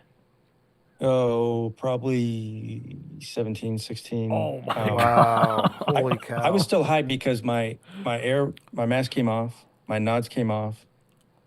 And when I got my shootout, I was hypoxic. That's why we do the chamber. I was starting to pass out. So I got my air back on and came to. The pain was so bad. Made a radio call. Hey, I'm okay. I heard them talking about me. We got a horseshoe. It's Nielsen, blah, blah, blah. So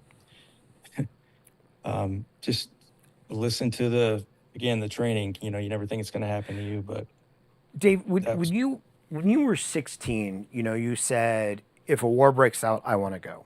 You happen to be in the right place at the right time. Several times. For Panama. And, when you were going back into the military, did you think that another one-off like Panama was going to happen again? Did you think it'd be a peacetime military? Did you even think about it? I did. I hoped for it. I hoped for war. I don't know why. I don't anymore, but I needed it. Yes. There's scripture that says God did this just to teach the Israelites war. Like, the Lord is a warrior. I mean, it's all over the place. It's an important thing, and it's just not respected enough like it should be, like it has been in history, and we don't now. I don't know why. Yeah. It's kind of funny because I think when you're like that, it's like chasing, it's this escalating chase, right? For somebody who grows up in a not so peaceful household, like getting hit is no big deal. So where most gentlemen, it's like, oh, I wonder how I'd do if I was ever punched in the face, or I wonder how I'd do. It's like you're like, whatever. But then you want to be in combat. But then you get in combat and you're like, well, I didn't kill anybody. Like, it's not really combat if I didn't kill anybody, right? And then you kill somebody. And then it's like, oh, I never killed anybody with a knife, or Right. whatever it is. Pistol. Yeah, with a pistol, exactly. Whatever it is, like you always find that one thing, that piece that's missing. Yep. I didn't get shot. Everybody on my team got shot and fragged multiple times except me. Right. Why? Right. So, then it's crazy. Like, okay, dude, that's enough. But it's absolutely that way, right? These elaborate fantasies of how a firefight goes down, so that you can pull off some John Wick shit or something. You know what I mean? Yeah, it is. And then it's the next one, and the next one. And I remember thinking Benghazi happened, and I had taken Arabic for a year and lived in Israel. I was off a team, and I'm like, oh, I want to go back to a team. And as I'm thinking that, I see Brett Favre on the Vikings, like, just get murdered by some D end. And it was like, oh, that's going to be me if I go back. So right. So you had this injury and this horseshoe malfunction. I think you said 2009, but you were medically retired in 2014. So tell us about what that next step was like. You said you were off a team. That was actually 2010. Okay. Yep. So then I went to, like I said, I volunteered to learn Arabic. I had always thought that would be cool. We're in Kirkuk on a rotation. Hey, anybody want to do Arabic? That would come up like once a year. And I prayed about it, and it was like instantly I got this, yes, do it. So I did. And again, I felt like I was betraying my team, but why are they asking if they're not serious? So, and then I'm in Israel learning Arabic. My whole team gets fragged in Afghanistan, of course. And then I'm mad because I'm not there getting fragged with them. But it was great. I learned that. I did that. And then, so 11, 12, the process started then, somewhere in there, the medical retirement, because the TBI stuff, I couldn't keep up. So, and the PTSD. And so when I went and talked to the medics, the med shed, the doctor, and Colonel Dyer, the psych, it was almost like they were waiting for me to come to them and say, I'm done. So, yeah, so there was a year or whatever in there of where I just worked at the language lab and facilitated others learning foreign languages. And then medically retired. And, as we kind of get into your like post-service life, I want to ask you, because as we have this conversation, like I'm sensing there are two different Daves at this time, right? There is, you mentioned praying numerous times. There's Dave who has religious faith and has a family. And then there's Dave that, as you said before, that you try to die. Yeah. And what was that experience like in post-service? I went through 2 divorces back to back. That was the main thing. I have 3 kids. It was just too much. Like Dave was saying, I tried to stack so much stuff and so many cool things as much as I could until I couldn't. And I hope that's enough, right? I hope I did enough to be respected. Like what? To respect yourself. Yeah, it's all internal, right? Yeah. Right. Yeah, you come to learn later.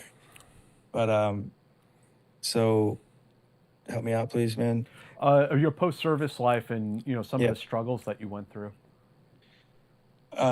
It just, in 2014, this night in November, something came over me. My brother had hung himself 2 years prior, and he wasn't supposed to. That was supposed to be me that dies, not my little brother. Right.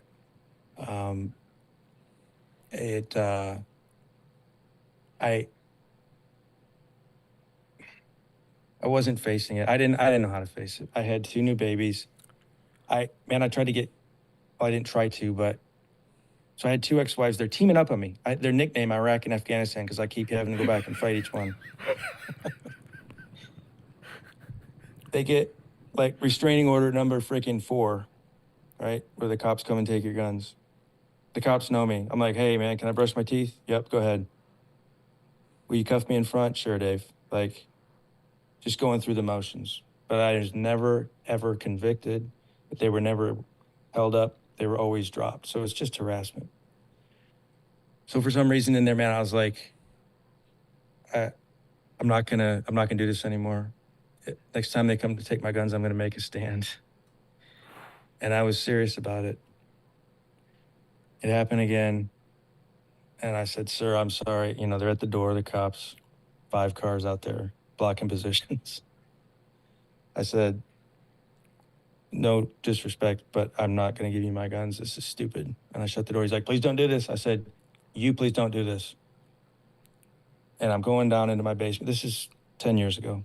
I'm going down into my basement, into my Alamo to fight it out.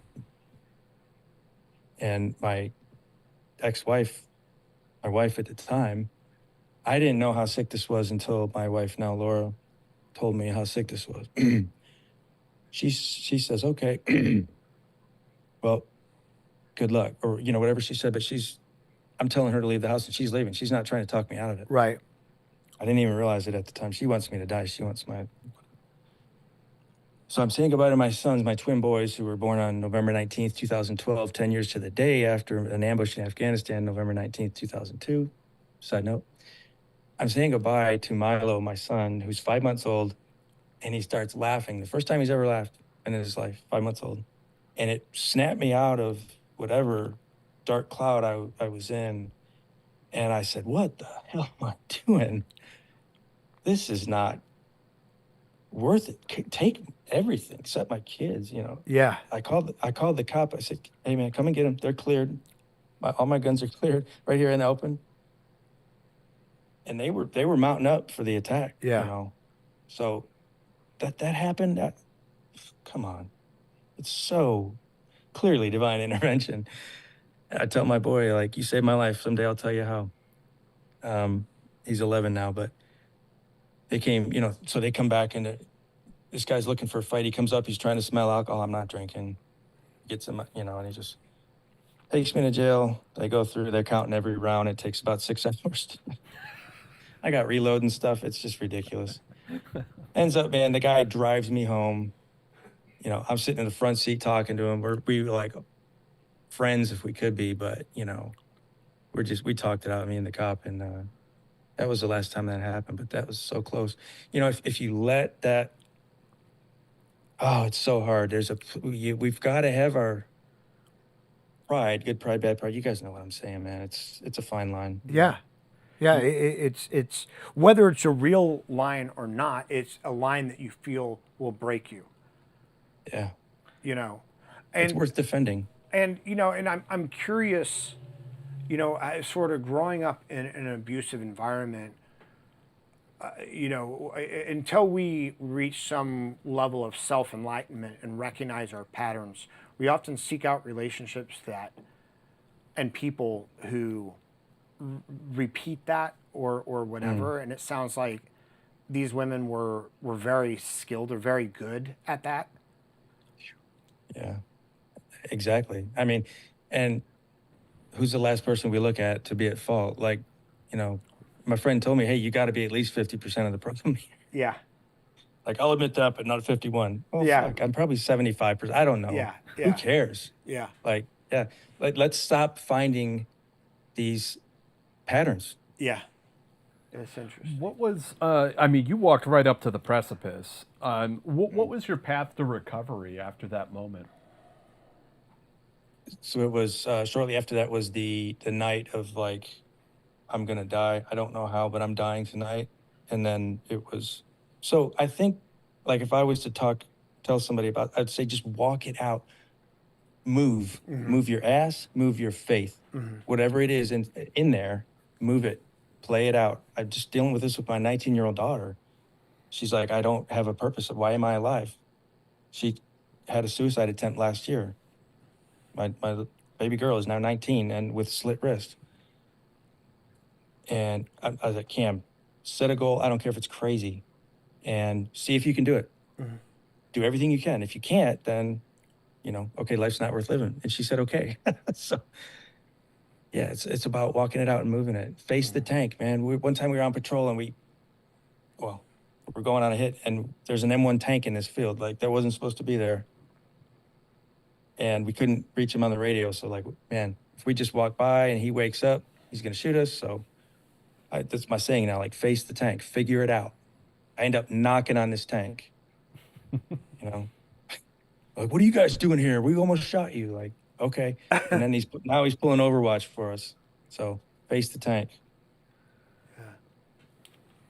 And you've gotten involved in a bunch of other things since then. I mean, coaching high school football, some, it sounds like, missionary work almost in Sierra Leone, and even documentary, some Hollywood stuff also. Yeah. People ask me, they'll be like, do you have a job? Not officially, but I'm busy as hell and my life is great. I am so happy, guys. Joyful. Just things are good now because I admitted that I couldn't fix myself, that I needed help, that I gotta talk. If somebody asked me for help or anything, yep. And man, I look back and it's like people were so graceful to me along the way. I did a lot of stupid things, just hurtful things, things that were done to me. And it's all about relationships. Sierra Leone is a big one. A friend of mine, he's a pastor, and it happened through him. And then I'm a theologian. Like I went to seminary not to preach. I just love studying and, learning the why of things. So I'm helping my friend out.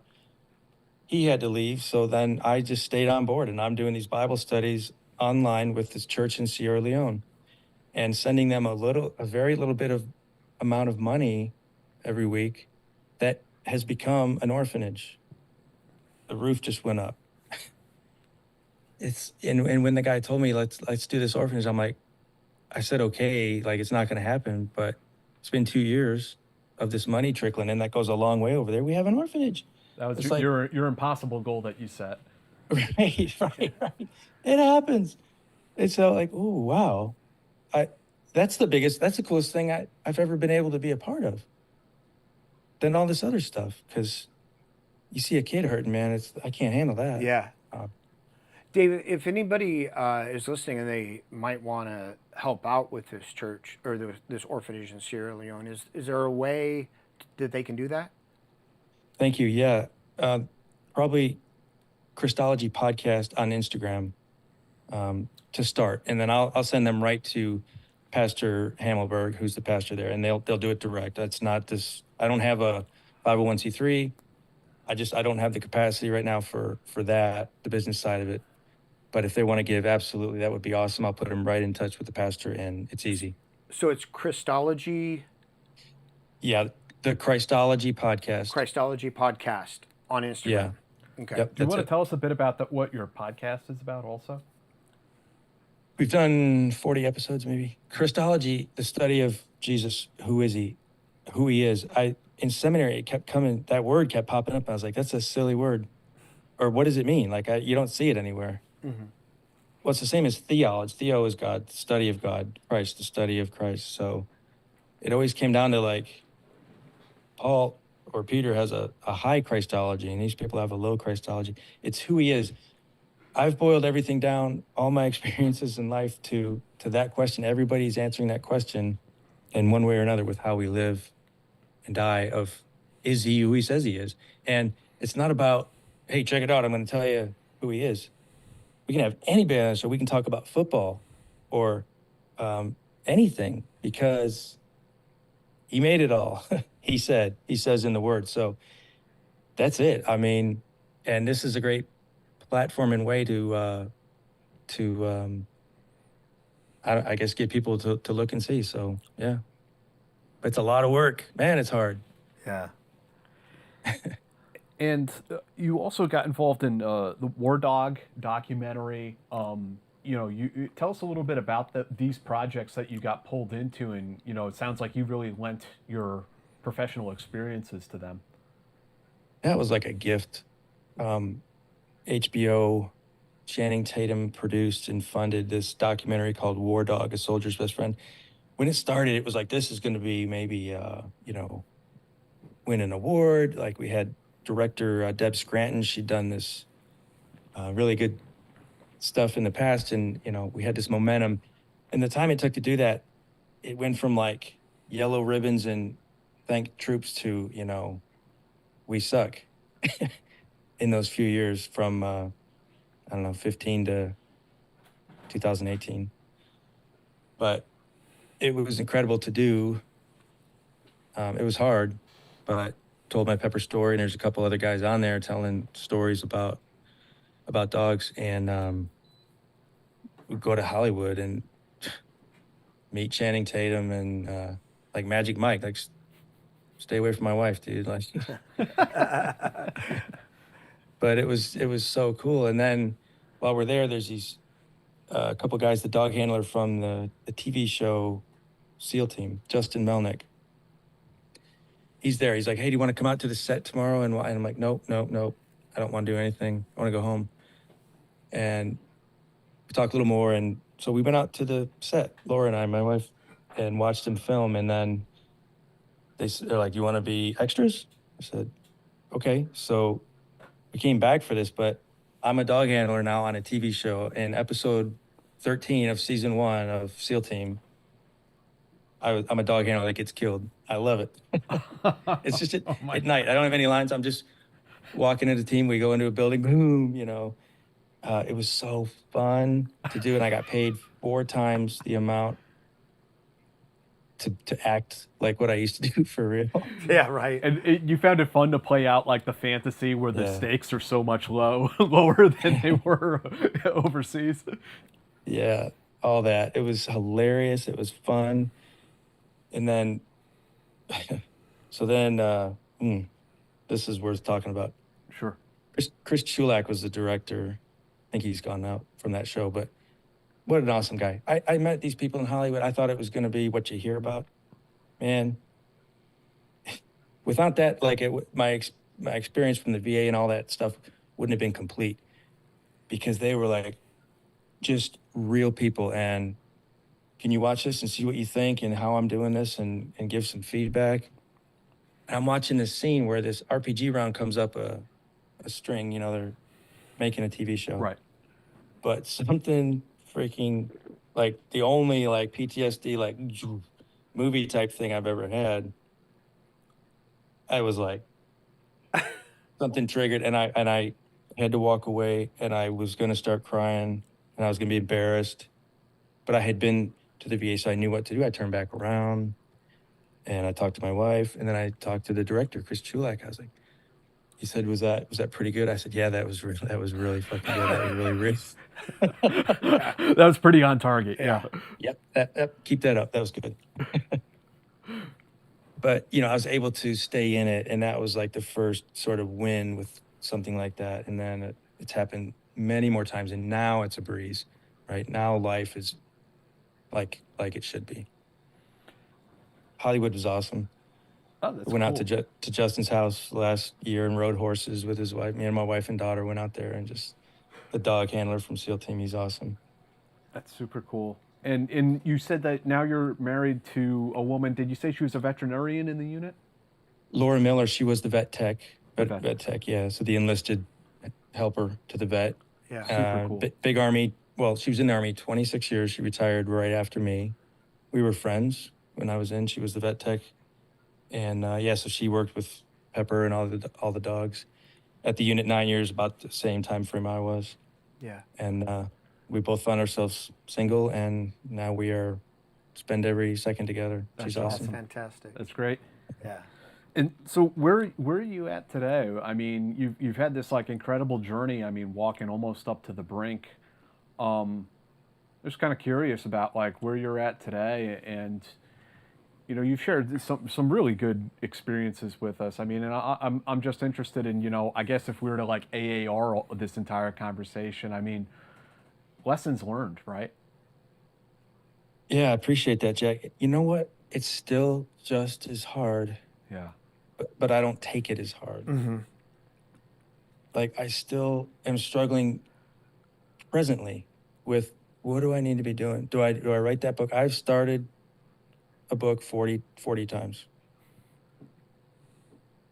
And the title changes and I can't organize it and I blah, blah, blah, but I got to get this out, you know? So it's like, and if I do or don't, I'm okay with it. But then it's like, man, am I being lazy? Am I not? And then, you know, people are like, well, you got your missionary work and a podcast and your football coach. And it's like, okay, you know, Well, this kind of this self-imposed. In your defense, Dave, I mean, writing and rewriting a book 40 times is quite normal. So I've heard, yeah, good. I don't even know that it needs to be told. This is good. It's not, the cliche is true.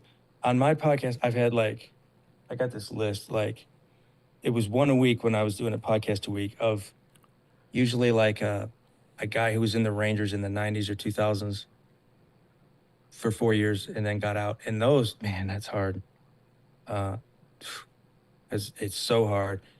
And they'd be like, I heard something you said and man, I appreciate it. I was about to just totally give up, but I'm going to try again. It's like, ooh, man, that's cool. That feels good. Yeah.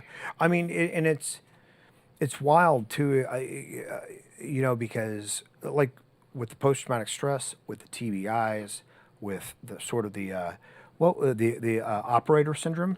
Yeah, the combination of TBI and PTSD. And then and then also I was doing this and now I'm doing something like this. And, and a lot of guys, girls, a lot of people from that life find they find their dark night of the soul, right? They find that. And it's not this chronic situation that they have to deal with their entire life. It's they have to get over that bump. And sometimes a call from a buddy, sometimes hearing somebody like yourself talk about it, sometimes that gets them past the night that may have changed everything. Wow. Yeah, man, that's it. That's deep. And there's a name, I think I've heard that, but I didn't know people talk about operator syndrome. Operator syndrome, yeah. Wow. And you guys are saying that the thing is to get through to that and through that. Well, I mean, hopefully not to it. Hopefully, like people, deal with it. They talk to, they have a good mental health regimen. Most people in our field don't. Like we've always been self-sufficient. It's how we made it through what we made it through. We don't focus on our problems, right? Our problems are, I don't really care. I don't really care. But enough I don't really care is it all starts to build up after a while. Yeah. Yeah. And then one day you do care, and you care a lot. Yeah. Yeah. So it's face the tank every day. No less than one bold move is kind of my motto because I've been slothful lately, but I almost freaking had a damn heart attack. I woke up with chest pains and went to the hospital. So it's really hard. People say this, but to learn to relax. Yes. Yeah. Isn't it? Yeah. Yeah. What's up with that? Yeah. It's keeping up that high adrenaline rate. That's what that is. Yeah. And sitting still and doing nothing is just so antithetical to, it's really who we are as people, right? Because who you were as a person is what led you to this profession, not the other way around. A really good shrink at the VA told me, she said, it's its own type of post-traumatic stress. It's like this low-grade post-traumatic stress that just taxes the body. She goes, because where you guys come from and then where you're at now, it's like you have 1 foot on the gas and 1 foot on the brake all the time. And that's how you're driving through life. Oh my God. Yeah.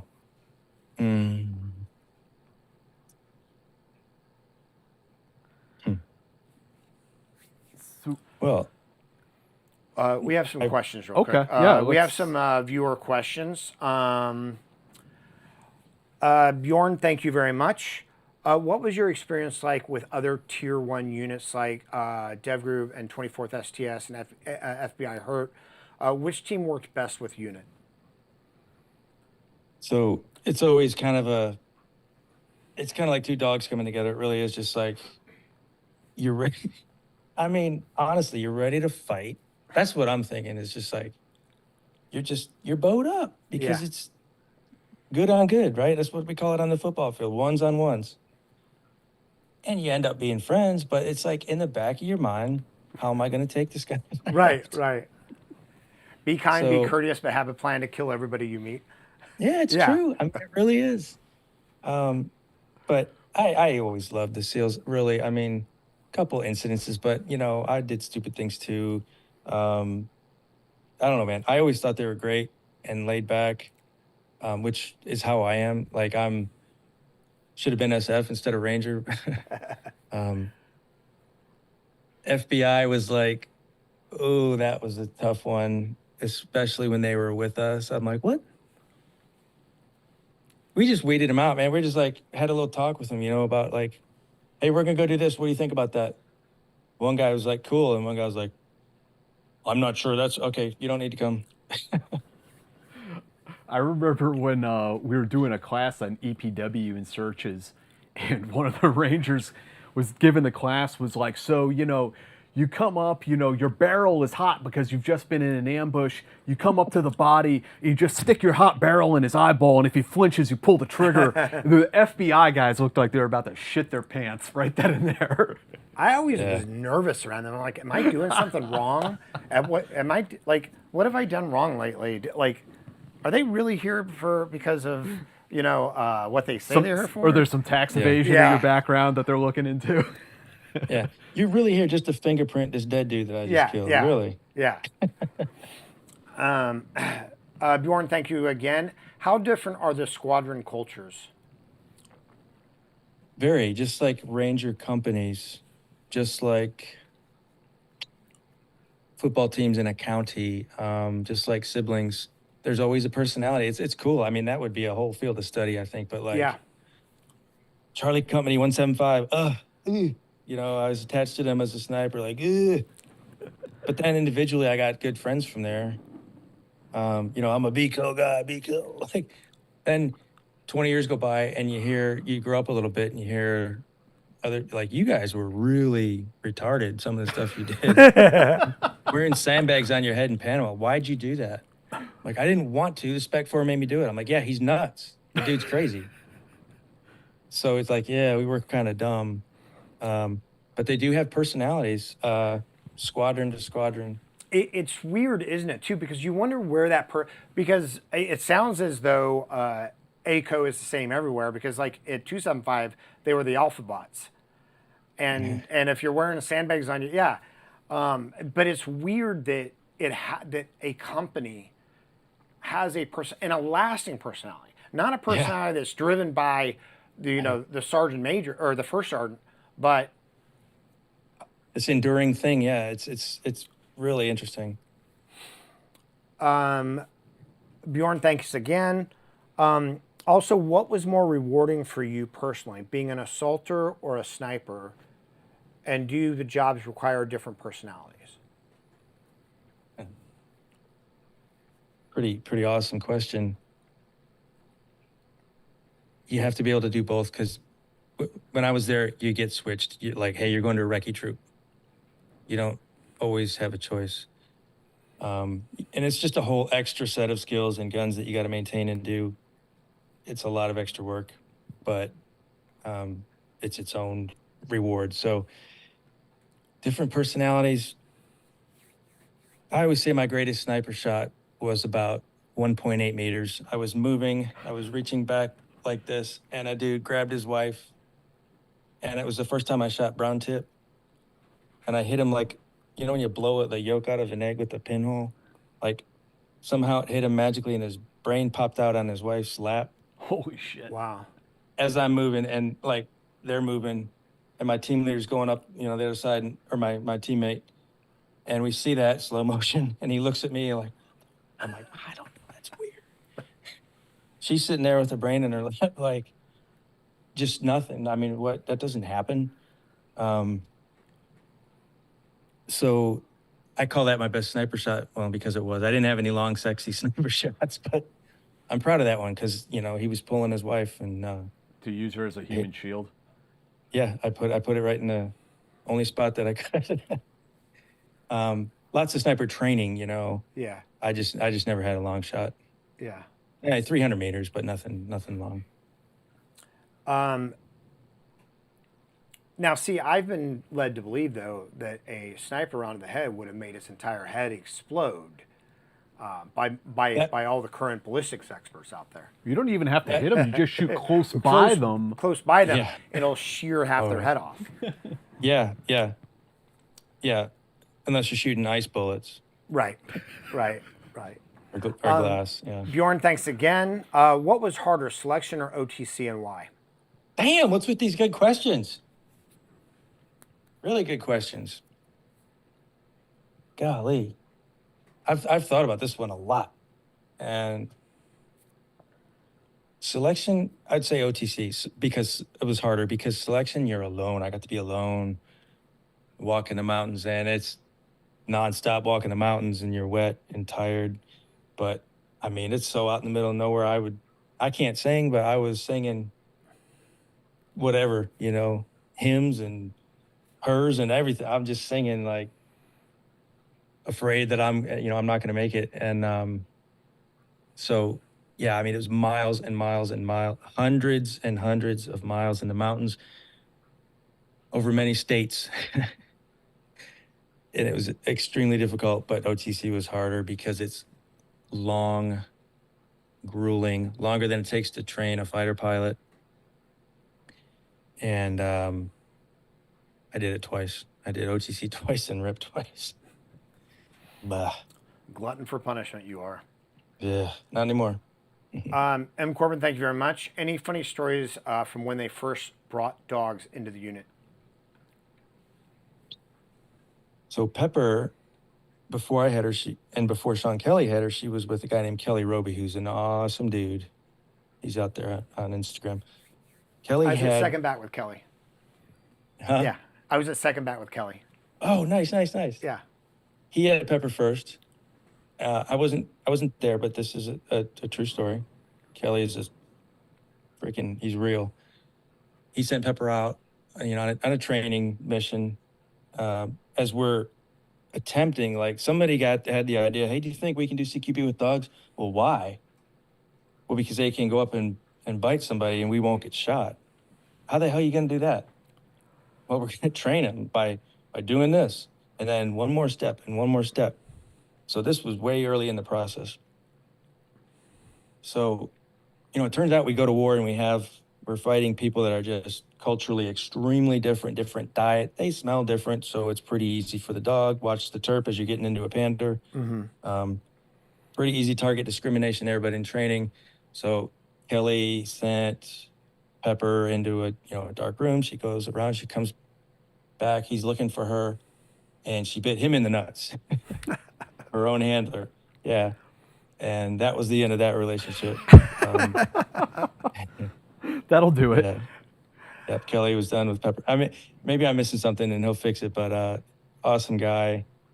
He helped me. Like, I got to the unit, and there's like a few guys that are just down to earth. He was one of them. Like, he just knew it was hard, and he was an operator the whole way.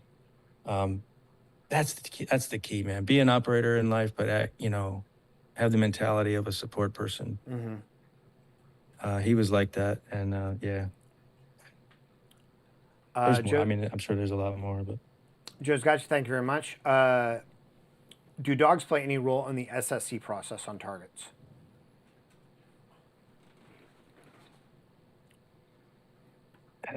Yeah, I can't answer that one. Sorry. Okay.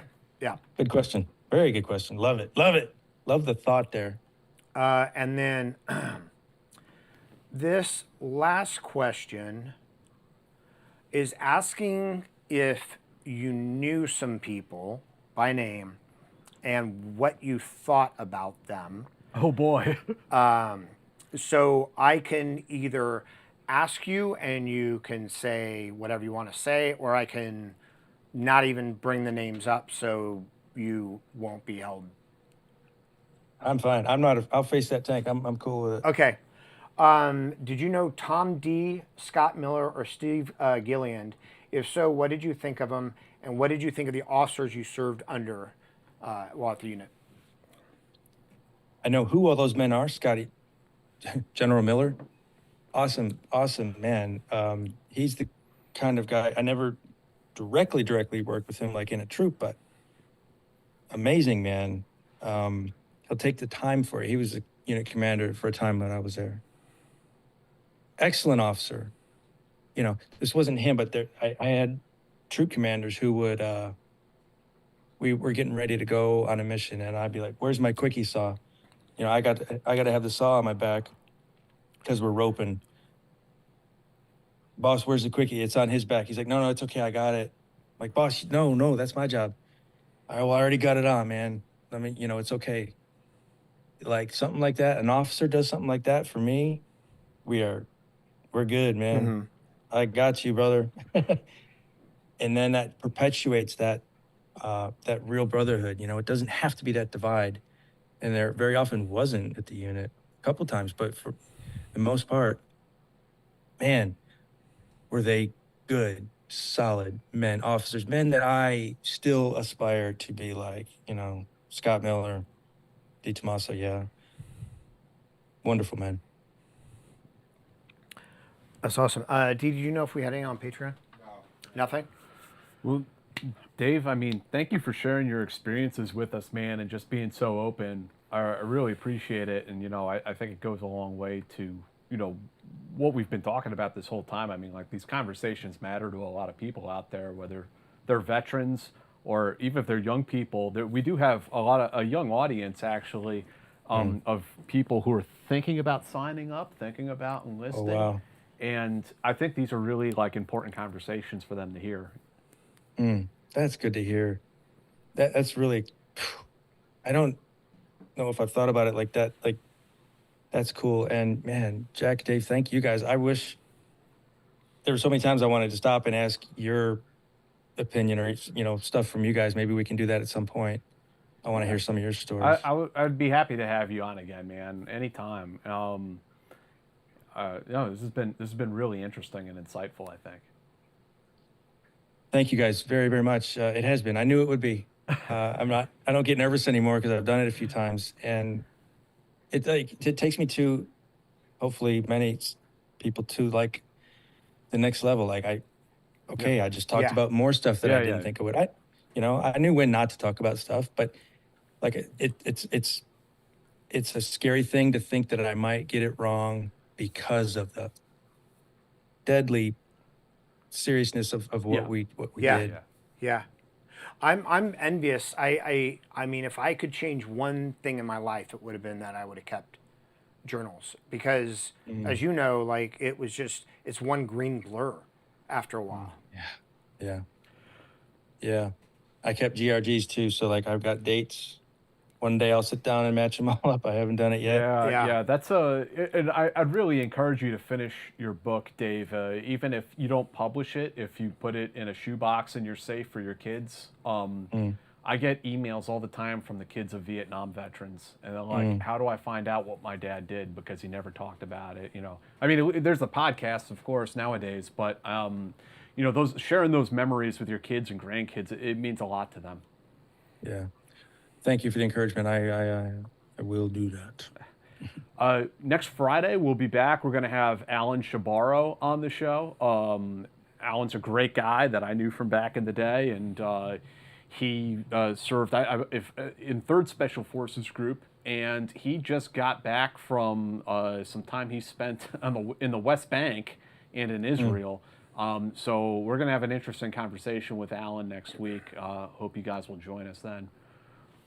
Check out Christology on Instagram.